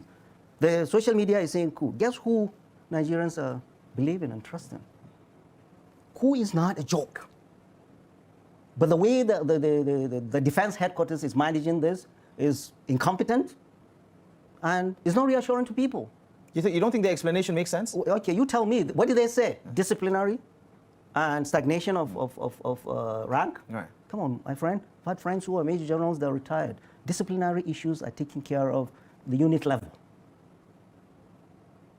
You have Defense Intelligence Agency taking care of disciplinary issues. You think something is amiss? Look, what I'm saying is that what they have done is raise more questions than answers. What they told us is not adding up. They are telling us disciplinary issues. Well, does the DIA take care of disciplinary issues, for goodness sake? Stagnation of promotion. Does the DIA take care of stagnation of rank? And they are telling us, is this mischief or what? And the military is not talking. And we're hearing this all from social media, which is an indictment on the military. Social media is telling us with the picture of the National Security Advisor that most of these arrested officers were from his office. Come on, man. What operational command and capacity do troops or soldiers in the Office of the National Security have? Do they even have guns there? But isn't there a high probability? Saying, the military is saying discipline, or is saying this, and then they're putting the picture of the National Security Advisor. National Security Advisor, how many soldiers do they have? And what are they going to do? What capacities do they have? Is somebody just playing mischief with the National Security Advisor, power play, and saying it's from your office this happened? Come on, this is not a joke. The military is not handling this properly, and we are seeing lists. I don't know if you saw it on social media. Lists of soldiers, of officers. They say, okay, look, then what is the military telling us? What is the military telling us? Oh, they said, oh, it is disciplinary issue. Oh, it is this. Oh, it is this. Oh, and then they keep quiet. We've seen how coups were managed. Nigerians just go ahead. These officers are for disciplinary issues. So we should go to bed. But in the past, let me Nigerians. I'm saying this is not mature. This is immature. This is not reassuring to Nigerians, and neither is it doing well to the families of these officers. They have families. They are there sitting. If it is disciplinary or something, they are painting them with coup. They are saying, a former governor, the son of this, the son of, for goodness sake. If you have a family member, is that the way you want to hear the news? What has the government said? This is a government, they say they are going to do coup against you. The government, come talk to Nigerians. We voted you in. This democracy is our democracy. It's not the militaries. Let me finish. It's not the militaries of Bola Ahmed Tinubu. Come reassure Nigerians. What's happening? What's happening? The way they are managing the information, it is not reassuring. And if it is not cool, they are not doing justice to these officers. If they are allowing their name to be tainted and lists circulated, and people are looking at that list. You say, disciplinary issues and all that. Out of 10, 9 of them are Northerners. 8 are Muslim. The people start taking this and twisting this because there is no leadership that is taking the narrative. It is social media that's taking the narrative of the story. This is serious. This is not a joke. Our democracy has been hard fought. Many have died. And we've always said that the risk to our democracy is not the military, but the irresponsibility of our leadership that have refused to do for their people what they are supposed to do. It is us. How do we do that? By making those our leaders to do what is right. The military doesn't jump just from the sky in an abstract. Abẹ́ẹ̀rí bàbá ro ó kàn pọ̀ méjì ẹ̀rí kó fẹ́ jọra wọn. Àwọn oníkù wọ́n restructure wọ́n reshuffle àwọn ọmọ iléeṣẹ́ ológun àwọn ọ̀gá wọn lónìí náà ni ó. Àwa náà ti sọ̀rọ̀ yìí bàbá kàn tún ní ká tún mọ̀ pọnú wọn àtúnwé asán ni á kàn fi kún ni. Torí àwa náà ti sọ pé àwọn tí wọ́n ní wọ́n bóyá ń parọ́ ọmọ wọn ni o bóyá iléeṣẹ́ ológun ní dọwọ́ bò àwọn náà lẹ́bi wọn lára tó bá lọ jẹ́ kù ni. Ẹbí wọn ò ní sùn wọ́n ní wò. Wọ́n sì sọ ẹnu bàbá yìí náà láti gbọ́ pé gbogbo àwọn mẹ́jọ nù wọn wọ́n ní ọmọ ilẹ̀ Haúsá ni wọ́n ní mùsùlùmí ni ó ká wọn lára ní tí ká ìran míì lára àti ẹlẹ́sìn míì lára ló ká wọn lára yìí o pé wọ́n fẹ́ borúkọ àwọn jẹ́ in fact bó ṣe ń wo ìwọ̀n rẹ́dí àtún ti dìde gbé ẹjọ́ lòdì wípé ẹ ti ní kì í ṣe kú ẹ lè dé lọ́la ní ìsìn kẹ́ ẹ ní kú ni kò sí ní tẹ́ ẹ fẹ́ fọwọ́ bò forever ẹ lè dé lọ́la ń sìn kẹ́ wá ní kú ni àbẹ́ ṣe iṣẹ́ ìwádìí yín. Èmi mọ̀ pé jò lọ́wọ́ nu wọn àti ìfẹ́ tó àṣírí ni ṣùgbọ́n nǹkan kan tí bàbá yìí náà sọ ni wípé social media ó fẹ́ wà trustworthy ju ẹni tí iléeṣẹ́ ológun ń sọ torí tí ìbá ṣe bẹ́ẹ̀ wọ́n ẹ̀ handle ọ̀rọ̀ kù báyìí wọ́n ẹ̀ handle ẹ̀ báyìí. Ó dá ẹ má jẹ́ àpẹ́ ń bẹ̀ àmọ́ wòran wọn òwò fi wọ́n pa wẹ̀ẹ́dẹ́ alias wẹ̀dẹ̀wẹ̀dẹ̀. Ó dẹ̀ káàbọ̀ padà náà lẹ́ti gbọ́ yẹn mi ò mọ tó le nínú kí wọ́n ràn wọ́n lọ́wọ́ o. Ẹ já wá lọ sórí ọ̀rọ̀ red letter tí mò ń sọ fún yín. Wọ́n ní Federal Ministry of Health and Social Welfare wọ́n ti ń ta ẹ̀yin aráàlú lólobó wípé ìjọba ti release 32.9 billion naira látọwọ́ Basic Health Care Provision Fund. Wọ́n ní ẹ mọ́ jókòó tẹ́tẹ́rẹ́ ẹ mọ́ wòra yín hàn this money is not sitting in Abuja. Wọ́n ló ti fi Abuja lẹ̀ ó ti wọkọ̀ ó ti ń lọ sí àwọn inú báǹkì ìjọba ìbílẹ̀ kọ̀ọ̀kan. Wọ́n ní it is your clinic's money owó ilé ìwòsàn yín ni it is your community's chance. Wọ́n ní oore ọ̀fẹ́ ni fún agbègbè yín bẹ́ẹ̀ náà ni it is your country's promises. Wọ́n ní lára àdéhùn tí ààrẹ olódòdó ṣe fún yín tó fẹ́ mú sẹ́rẹ̀ o ẹ mọ́ wàá padà wá sórí ẹ̀rọ ayélujára kẹ́ ẹ ní wọ́n ṣe nǹkan kan fún yín o àbẹ́ ẹ̀ mọ́ bówó ṣe rìn o. Wọ́n ní every facility now holds the power to plan and spend not alone but together with the community it serves. The health committee in your ward, your traditional leaders, wọ́n láwọn lọ́balọ́ba yín, wọ́n náà mọ̀ sí your women's and youth groups, your faith-based organization, àwọn ṣọ́ọ̀ṣì yín, all of you are meant to sit together, decide together, and spend together on what will make your facility stronger, safer, and more ready to serve. Wọ́n ní ẹ tójú bọ̀ ẹ má jẹ́ kán yọ àdá tí owó yín tí ó di pé wọ́n ń pín owó ní ìsìn, tí ó di pé láàfin ẹ bá wa gbé tírélà báàgì ráìsì ẹ bá wa gbé lọ sáàfin, láàfin gan wọn mọ ibi tó ti rówó, àwọn èèyàn kan lọ pírẹsẹ̀ntì ẹ̀ fún wọn bí ẹni pé ìjọba ló kó wá, wọn ní mọ̀ pé owó àwọn aráàlú tán kó jẹ. Wọ́n ní ẹ̀yin lọ́balọ́ba ìjòyè níjòyè, wọ́n lówó yìí ò sí fún pínpín o, ṣùgbọ́n ẹ tójú bọ̀ ọ́. Wọ́n ní this fund is heartbeat of Nigerians' renewed hope in health. Wọ́n ló ní í ṣe pẹ̀lú ìlera yín o, wọ́n ní ẹ ṣe gáìdì ẹ̀ mọ́ sí náà o, àwọn ò lè rìlíìsì owó fún yín kàn tún mọ́ sáré bọ́n ṣe bá yín mójútó níná rẹ̀ o, wọ́n lọ́wọ́ yín ló kù sí o, àtẹ́lẹwọ́ ẹni kì í tan ní jẹ o. Wọ́n ní but too often we have observed that communities stand aside, our community members stand, and institutions do not ask how the money is used or if it reaches the people it was meant for. Wọ́n ní bẹ́ẹ̀ bá gbẹnu dákẹ́ ẹ̀ ń bá dákẹ́ tara rẹ̀ ó bá dákẹ́ o. So this red letter is a call from federal government of Nigeria through the Federal Ministry of Health and Social Welfare. Stand up and take ownership. Go to your health facility. Wọ́n ní ẹ gba health facility yín lọ ní ìsìn. Wọ́n ní go to your join the committee. Wọ́n ní committee kan ti wà, committee ti wà ń bẹ̀. Wọ́n ti gbé àwọn ìgbìmọ̀ kan dìde, wọ́n ní ẹ̀rì join yẹn béèrè.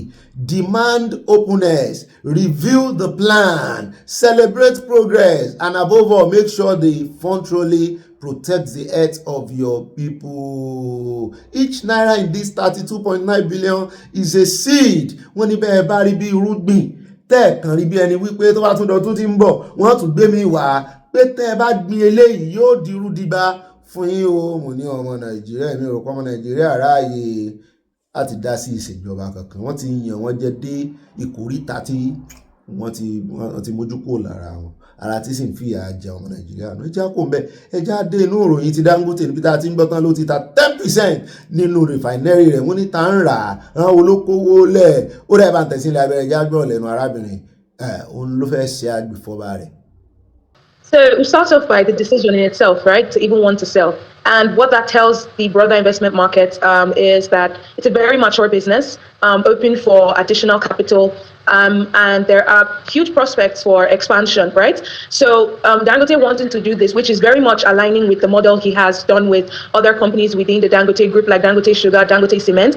What this just tells the investment climate or investor climate is that, number one, the business is now mature for further capital injection. Number two, there are huge prospects for expansion, and Dangote, of course, doesn't want to do this alone. Primarily, when businesses of this nature and size decide to actually, open up their business for additional capital, what this means is that in the coming years, there is huge potential for additional yield, additional revenue, and additional I would say profit, right, to come in, and investors will generally be happy. Òun náà rẹ̀ gbọ́ yẹn tó ń sọ náà ni wípé kì í ṣe pé wọ́n fẹ́ ta refinery o, wọ́n náà fẹ́ ta stọ́ọ̀kì wọn lára stọ́ọ̀kì wọn náà fẹ́ ta wípé ẹ wá rajà ẹ wá dá sí ntàntà o, ẹ wá kówó wá kẹ wá dókòwò, wọn náà ń dókòwò ni o.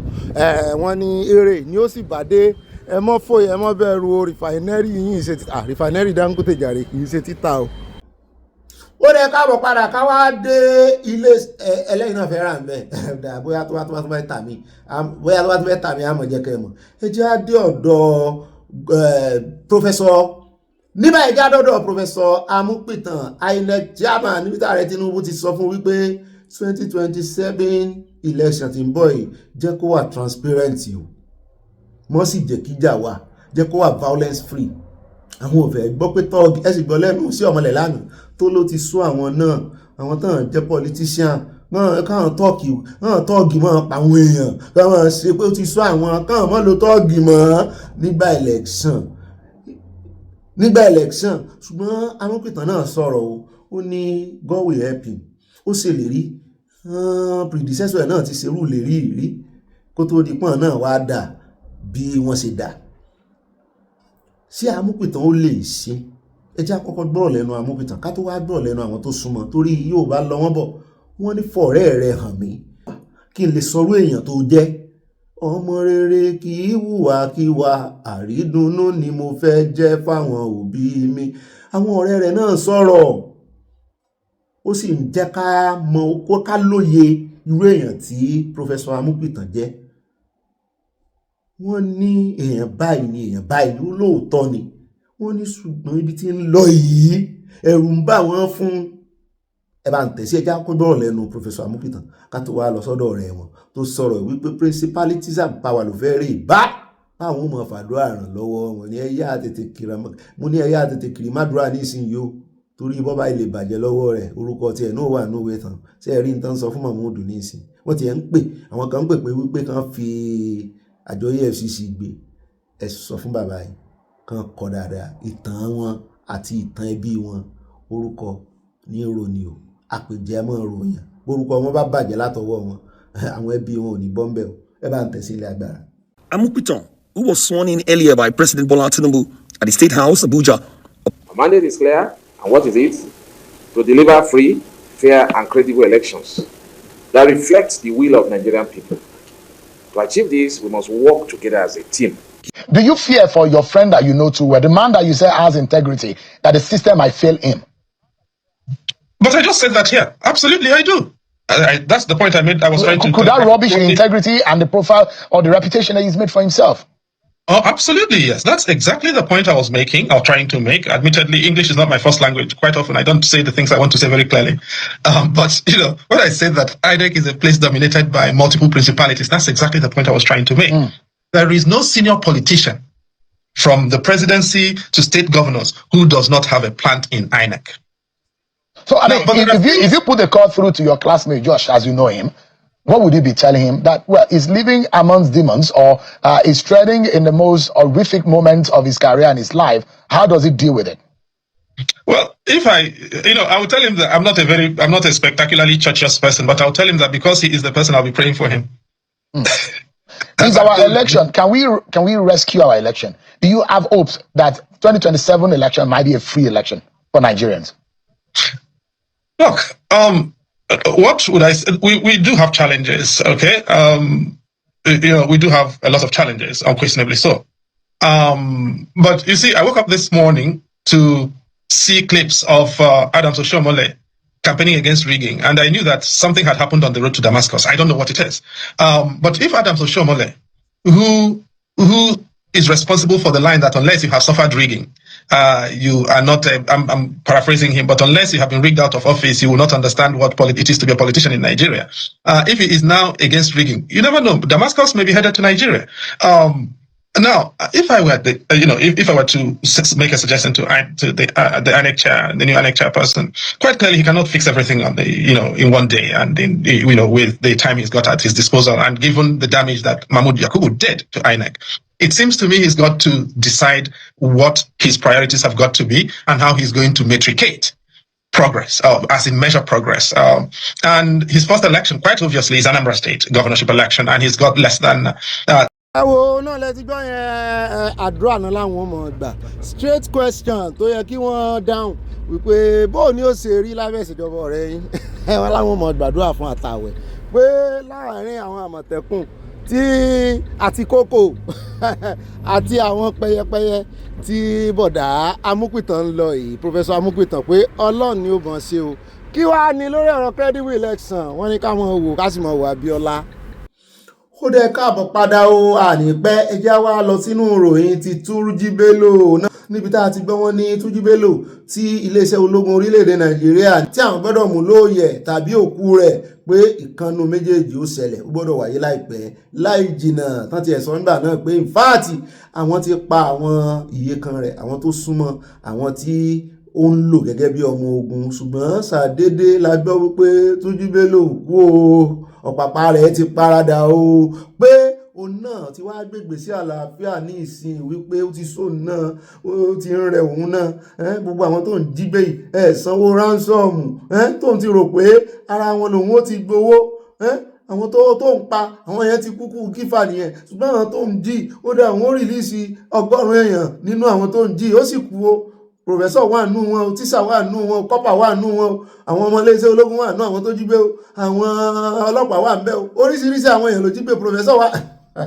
pé ṣùgbọ́n wọn ò rìlíìsì díẹ̀ nù wọn àmọ́ bóyá àwọn tán ti fẹ́ tán ti fún lóyún ni torí ara wọn náà ń fẹ́ náà tún ń bímọ fún wọn ó sá ti rìlíìsì 100 wọ́n ní làwọn èèyàn bá ń yọ̀ wípé kò tán ibi gbogbo ẹ̀yin Yorùbá àtẹ̀yìn Ìgbò tẹ́ ń bú àwọn wípé irú ìgbésẹ̀ amnesty wo non-kinetic energy wo làwọn ń ṣe táwọn ń bá àwọn kìíní wá àwọn ń bá àwọn agbésùmọ̀mí wá àlàáfíà pé kò sàlàáfíà lára àwọn pé ṣé kò tán Turji Bello ló ti release 100 people yìí o pé yẹn wá ń bẹ iléeṣẹ́ ológun ni pé kán mọ̀ wá mọ́ kán yọ orúkọ rẹ̀ kúrò ní wanted o pé ó ti ṣéǹjì o ó ti ronú pìwàdà o kò pààyàn mọ́ kò jíyàn mi mọ́ o ó ti kó mọ́ ọwọ́ rẹ̀ lẹ́ ẹgbọ́ ẹjẹ́ àgbọ̀rọ̀ lẹ́nu àwọn àlejò kan tí iléeṣẹ́ TVC kó ọ̀rọ̀ wọn mọ̀mọ́ kan wà níbẹ̀ tọ́rọ̀ wọn make sense sí mi dáadáa tí ọkùnrin kejì náà make sense o ẹjẹ́ àjọgbọ̀ ká tó wá sọ̀rọ̀ lé lórí. Well,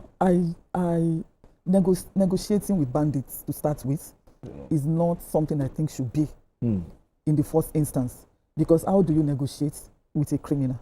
And if you negotiate with a criminal and that criminal releases 100 victims, how many victims does he have in his custody? What is 100 compared to the number that are still with him?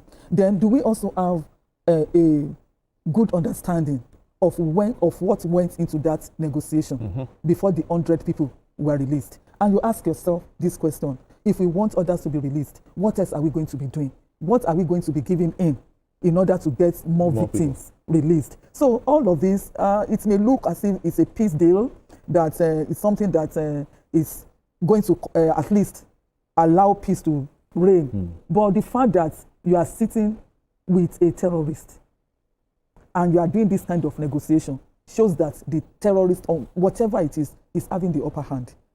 That's the way I will look at it. Because you don't negotiate with terrorists. You kill them. You kill them, you wipe them off. And the fact that you are also negotiating shows that there is something you would have loved to do, but that you are restrained, you couldn't do for whatever reason. So it's like a game of power. And in this case, it will appear as if we are praising or happy about the release of 100 people, it will appear as if the terrorists are the ones that are having the upper hand in this case. I mean, negotiating with the known bandits like Bello. I don't call them bandits, I call them terrorists. Terrorists, okay. But can this... ẹ̀rí para ọmọ ọmọ yìí ọ̀rọ̀ tó dáa ni inú mi dùn pẹ̀lú bọ́ ìsọ̀rọ̀ yẹn pé má pè wọ́n bandits terrorists ni agbésùnmọ̀mí kúdà o wọ́n ti ní bí wọ́n ṣe ń ṣe yìí tínú àwọn aráàlẹ̀ Haúsá ń dùn pé wọ́n rìlíìsì àwọn tán jí gbé wọ́n ní yóò dàbí ẹni pé àwọn ọmọ ogun Nàìjíríà ò lágbára ni ẹ jẹ́ àgbọ̀n tí arákùnrin àlejò kejì ó sọ. This is somebody that the Nigerian army have been looking for. They've been looking for him for years, and all of a sudden he's giving us Greek gifts. He's releasing our people, fine, you know. But it shouldn't be like that. These are people, somebody who are killing our women, displacing people, and at the end of the day, he's now releasing 100, and then we want to give him flowers. No, I don't subscribe to celebrating terrorists or bandits in any way. Bandits are, once you call yourself a bandit leader or you're a terrorist, you are supposed to go to heaven, just like Turji will say. They send you to heaven to go and meet your God, your maker. Because you too, you do not want other people to live. So why you don't want to exist where other human beings are existing? So then we send you to your maker. That's how it's supposed to be. He has been disturbing the people in Zamfara. Yes, we know that is a major problem. This one that he's doing is just for us to calm down. But why is it so hard it shouldn't to be like get that. him? Why is it so hard? It shouldn't be like that. Because let me tell you, just like she said, he's now releasing 100. So it means he has more. So, but what are we giving in return for this 100? Now, what have we given him? Have we given him respite? Have we given him money? What have we done? Because there's something that would have pathways for him to say, I'm releasing 100. So he will have, if he has 100, it means he has 200. Okay.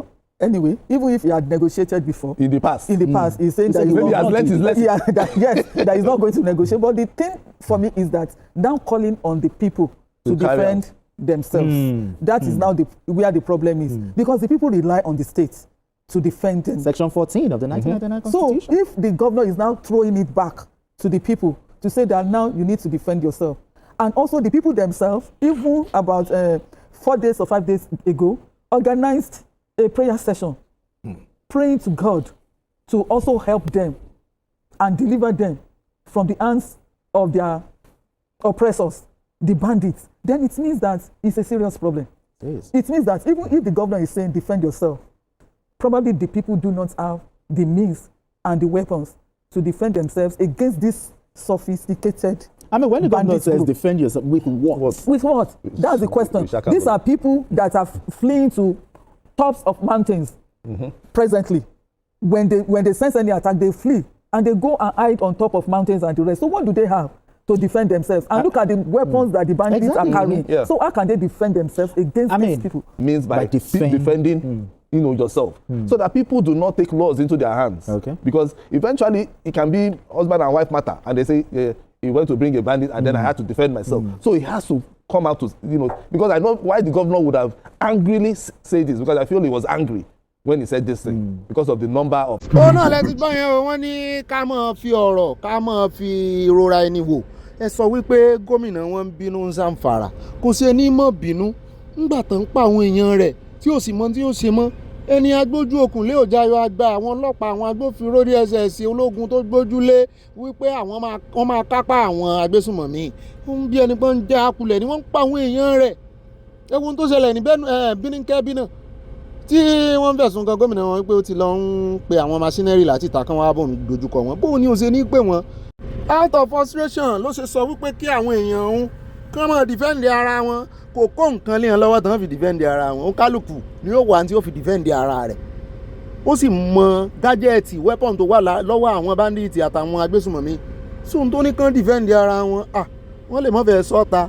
Ṣùgbọ́n èmi mọ̀ pé kò níbọn kankan, kò síbi tó ti ń ṣèbọn níbẹ̀ tí ó ti rè mọ́ kóbọn fún wọn.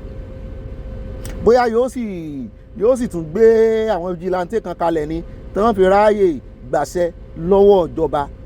Àbí ìjọba náà ni ó tún fún wọn ń wé àṣẹ kan tó lo ìbọn lójú méjì dọ́wọ́ ba rẹ̀. Ìjọba ni ó fún wọn.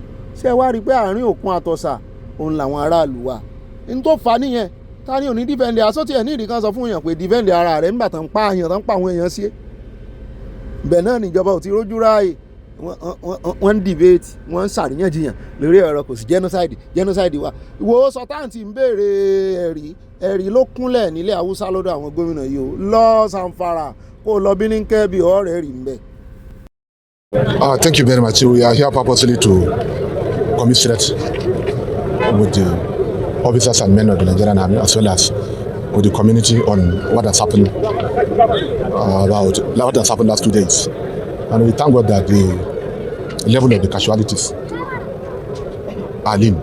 We lost about 1 person here and about 2 or 3 people in the local government area. So we are here to commiserate and then to build confidence on the people and to assure them that both the federal government and the state government are doing everything possible to avert future occurrence. But most importantly, the sad thing is that Mafa, within the last 8 years, has not fallen into the hands of BokoHaram. I'm very unfortunate that we had seen something yesterday. Dukwa too, it has taken a very long time that we couldn't witness such kind of things in Dukwa. But Dukwa is relatively safe. Mapa is even relatively safer compared to what we had before and when we rushed into this town. I urge the community to be vigilant and to give credible information to the Nigerian armed forces. And then I urge also our civilian jet team, hunters and vigilante, to be resilient enough and to complement the effort of the Nigerian army. I don't want to comment say more because the brigade commander is doing very well. The CEO of this town, Mafa CEO, is also doing very well. And then this is a winning team, and we don't want to discourage them. We are appealing to them to put heads together and to do more. However, we are also appealing to the Nigerian military, the senior officials, to look into some of the missing links in this general area so that the army officers will be well equipped. I want to commend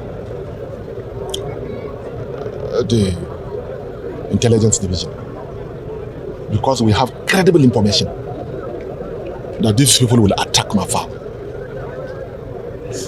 We have credible information, duly circulated to all and sundry, that these boys are planning to attack Mafa. So I think we have to put heads together, both the federal government, the service chiefs. We have to put heads together and then examine the gaps with a view to addressing them. To my own observation, I felt there might be sabotage along the line that has to be addressed. And this has to be a collective one. We need not to blame each and everybody. We need to put heads together and sit down squarely and address this situation. Another thing that I want to comment is the issue of drones. This is frightening. In Dukwa, I was told drones were used. The proliferation of drones in the hands of the non-state actors is a matter of great concern to all of us. I'm saying this one not to the people of Borno State, but to the entire country, that let's do something in order to stop proliferation of drones, armed drones and others within Nigeria. Our borders has to be strengthened, our air force has to be strengthened. And we have to work hard. This is something that we need to address. I'm not speaking in terms of Borno State. Borno State, we're in trouble, but we thank God the insecurity situation has been reduced. ẹ̀rí kan nìyẹn o fún Sultan of Sokoto tí ń béèrè ẹ̀rí o ẹ bá ń fi hàn o ẹ̀rí pọ̀ nílẹ̀ Haúsá ó súnmọ́ ẹni tí ń wá lọ Sokoto wà lápò Sokoto rẹ̀ ó sì ṣe Sultan Sokoto náà ní abẹ́ ìbọn gbọ́ ọ̀rọ̀ tí gómìnà sọ̀dọ̀ alẹ́ ni abẹ́ ìrí gbogbo bí wọ́n ṣe ní wọ́n ní intelligence tó ẹ̀yin ará Oǹdó wọ́n fẹ́ yín náà ní intelligence o wọ́n náà fáwọn náà wọ́n pàpàpà yàn bẹ́ẹ̀ wọ́n ní drones làwọn aráabí ń lò nísìnyí o sẹ́yìn náà ti kó drones ìjọba ìpínlẹ̀ Oǹdó wọ́n kọ lẹ́tà sẹ́yìn náà lọ́wọ́ drones yẹn gan wọn tiẹ̀ ní yọjú sí ẹ lọ wo kíní lórí afẹ́fẹ́ gbogbo ogun drone bó ṣe ń lọ láàrin Russia àti Ukraine ẹ mọ̀ wípé nǹkan burúkú ni o tán bá sì wá ti ń lo drone tán rán drone sí tán fi drone ju àdó olóró lẹ̀ á ṣe wá ṣe báyìí wọ Ọlọ́run kò wá sí air defense tán fi máa jáàmù ẹ̀ ogun drone kì í máa ṣogun abẹ́lẹ̀ kì í máa ṣogun abẹ́lẹ̀ ogun burúkú mọ̀ ni ẹ sì ń wòran agbésùmọ̀mí tó ń lo drone kí ló wá ṣe iléeṣẹ́ ológun táwọn ò lè lò. abẹ́wà gbọ́ mọ̀mọ́ ìyọ̀dà fún yín wọ́n ní ẹ mọ̀ pé wọ́n báńdíìtì mọ́ agbésùmọ̀mí ni wọ́n ní kò sì sí ìgbésẹ̀ àlàáfíà kan tíjọba kankan lè gbé pẹ̀lú ẹgbẹ́ agbésùmọ̀mí wọ́n ní má bá ju ọ̀bẹ sókè ń dáadáa ibi pẹlẹbẹ náà ni ọmọ fi lélẹ̀ wípé tó bá agbára bá tún ti gun àwọn ará bí wọ́n tún padà bọ̀ wá pa àwọn èèyàn pé ìgbà tán mú ara wọn ṣeré ni pé ṣé ẹ̀mí àwọn èèyàn wà á jọ ìjọba lójúmọ́ ni tó wá di wípé àwọn agbésùmọ̀mí tán wá ẹ mọ̀ iye àwọn èèyàn tó ti pa pé ẹ̀tàn ló wà ń di ọ̀rọ̀ yìí ẹni tó ti pa èèyàn lọ rẹpẹtẹ torí ẹ̀ ló ṣe ká àwọn tí wọ́n ń jà fún Nnamdi Kanu lára wípé kí ló dé tẹ́ẹ̀ fi Nnamdi Kanu lẹ̀ mo ti fẹ́ gbàgbé ìròyìn Nnamdi Kanu ẹ mọ̀jà gbàgbé ilé ìlàwọ̀ àfi parí gbogbo rẹ̀ sí ẹ jẹ́ adé ọ̀dọ̀ bàbá yìí tó lòun súnmọ́ Nnamdi Kanu wà nílé ẹjọ́ àwọn tí ẹjọ́ ṣe pàdé ní pé ìdí tí Nnamdi Kanu tó ṣe sọ wípé òun ò lo lọ́ọ̀yà mọ́ òun ò nídìí sáfíìsì àwọn agbẹjọ́rò òun mọ́ ọdún 6 sí 7 náà ń kà á lọ yìí ó ti náwó náírà ẹ jẹ́ á gbọ́ ìdí gangan. It's a constitutional right of Mr. Kanu to decide to take over the defense of his own case. It is also his constitutional right that adequate time and facilities be provided for him to ensure that to ensure that he has adequate defense. It's made by the leadership Agabi Kanu. He said after the meeting they had yesterday that the information was told them that they were going to be debriefed and that they respect the rights of Mazen Nnamdi Kanu. No, I understand that, but at the end of the day, yeah, did he whisper anything? No, but at the end of the day, he was actually, he was actually led through the judge's chambers, to be evacuated back from the Federal High Court to the detention center. So we didn't have enough time to discuss in court. To say, because he's often brought to court 10 minutes to 9, and the judge comes out exactly about 9 dots. So there wasn't that much of a time beyond the camaraderie, be informed otherwise. But I know that tomorrow he may be meeting with some of the current legal team that were debriefed.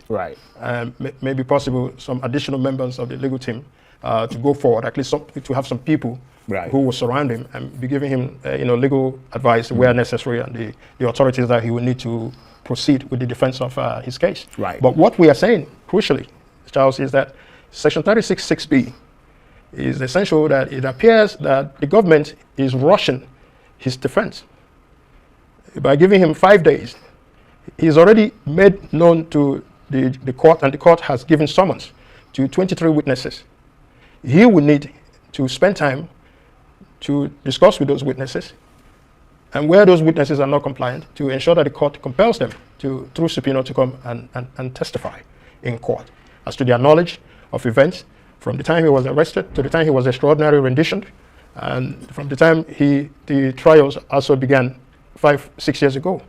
So if you're going to rush, the prosecution has had more than 10 years to prepare for this matter. They've arraigned him on several charges, withdrew several charges, and rearraigned him. They've had adequate time to present their case, and they have rested their case.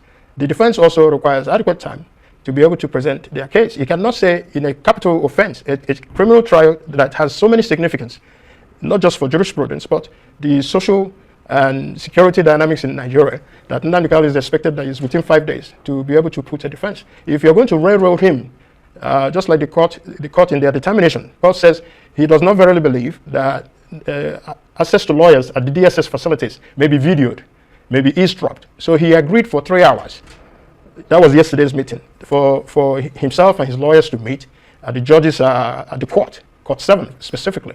But if you go to court 7, there are video cameras, opportunities to also eavesdrop. I'm not saying that his lordship was in his chamber, but what if he was in chamber?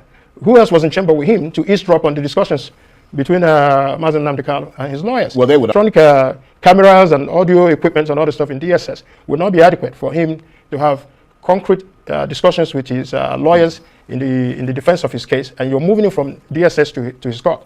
But the court itself is also... Yeah, but I mean, obviously the judge has more confidence in the court than the DSS facility. Well, he's not... So that's... No, he moved the matter from the DSS facility to the court. Yeah, that's what hoping that the court will be an adequate place. Yeah, that's but what the same court... He obviously has more confidence. Absolutely, but then the same court has the same issues as it would be at the DSS. The court is also wired electronically. Yeah, but maybe the judge, because he's a judge in that court. I Well, mean, I'm just I will speculating. hope to... ó dáa jẹ́ ń bá wọn dá sí kọ́mọ̀ bá àdìjà náà lẹ ti gbọ́ yẹn wípé wọ́n ti sẹ́ẹ̀tì kámẹ́rà wọ́n ti wáyà everywhere pé àwọn ọ̀rọ̀ mọ̀sínú mọ̀síkùn tí Kanu fẹ́ báwọn lọ́ọ̀yà rẹ̀ sọ wípé gbogbo ẹ̀ náà mọ̀ gbọ́ kó síbẹ̀ kán gbọ́ ibẹ̀ làṣírí rẹ̀ wà ibẹ̀ ní agbára rẹ̀ wà wọ́n ní ara tó fàárẹ̀ tó fi sọ wípé rárá ọjọ́ tí òun ò bá defend ara òun gbogbo àwọn lọ́ọ̀yà tí ó bá bóun ṣiṣẹ́ kí wọ́n pàdé òun advice wọn nìkan lòun níìdì ṣùgbọ́n òun ó rè múra defense òun lẹ̀ ibẹ̀ náà látún ti wá gbọ́ pé lára àwọn tí ó sọ wípé òun ó níìdì kan wá jẹ́rìí nílé ẹjọ́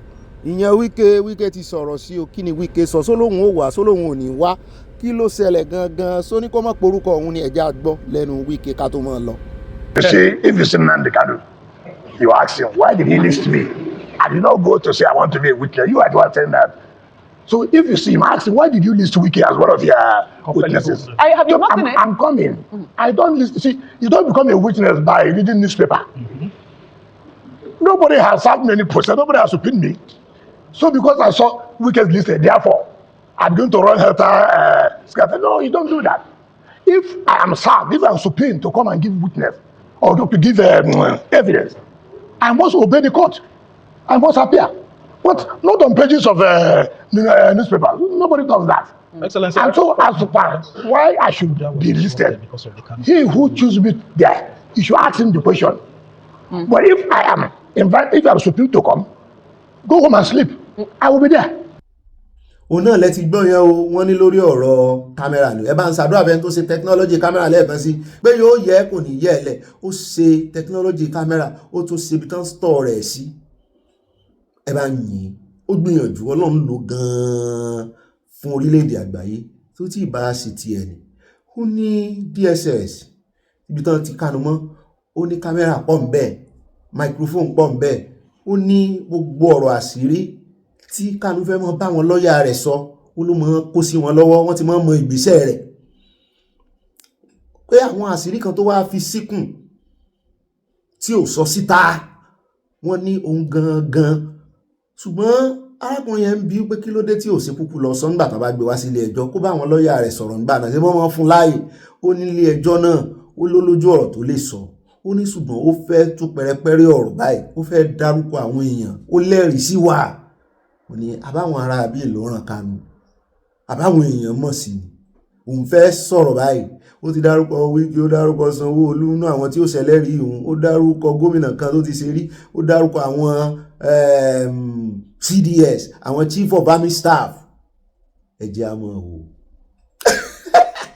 ẹ jẹ́ a máa wò tọ́rọ̀ òjò ìyẹn tíjọba ò bá tún padà wá sọ wípé àwọn ò ní gbà láàyè ó gbọ́dọ̀ ní lọ́ọ̀yà o ṣùgbọ́n nígbà tẹ́ẹ̀jì ò ní intimacy pẹ̀lú lọ́ọ̀yà rẹ̀ pé kan ní privacy jàre intimacy kan mo kò jẹ́ ọkùnrin àti obìnrin ní máa ní intimacy tẹ́ẹ̀jẹ̀ pé ó ní privacy pẹ̀lú lọ́ọ̀yà rẹ̀ ó dáa ní rí jù báyìí lọ àmọ́ wò bí nǹkan bá ṣe ń rọrùn ràìfù o àmọ́ jà ń ṣe àmọ́ jẹ́ kẹ́ ẹgbẹ́ tí ọba ń lé tí ọba lóko o adúpẹ́ lọ́wọ́ Ọlọ́run tó tún bá wa ṣe lónìí o àwọn ò mọ̀ sí o a sì ti gbàdúrà kó mọ̀ fún wa ṣe kó mọ̀ bá wa ṣe ni àti yọ̀lẹ̀ sọ́lọ́run lọ́rùn ṣùgbọ́n ó ní àmọ́ yọ̀kárẹ́ mọ́ dúpẹ́ sóun lọ́rùn nídìí èyí nínú ayọ̀ olùgbàlà nínú ayọ̀ ńlá ni mò ń dágbére lórí ètò lónìí fún yín o ayọ̀ náà látún fi pàdé lọ́la láṣẹ Ọlọ́run Èdùmàrè bí inú yín bá dùn báyọ̀ yín bá kún ẹ bá pín kó kálé kó kákó ẹ bá fi ránṣẹ́ sáwọn olólùfẹ́ yín yóò yá kò ní yẹ́lẹ̀ àní ìdánù bí omi ìsanwó ire tójú owó rí láàrí ire kàbìtì I love you bye guy.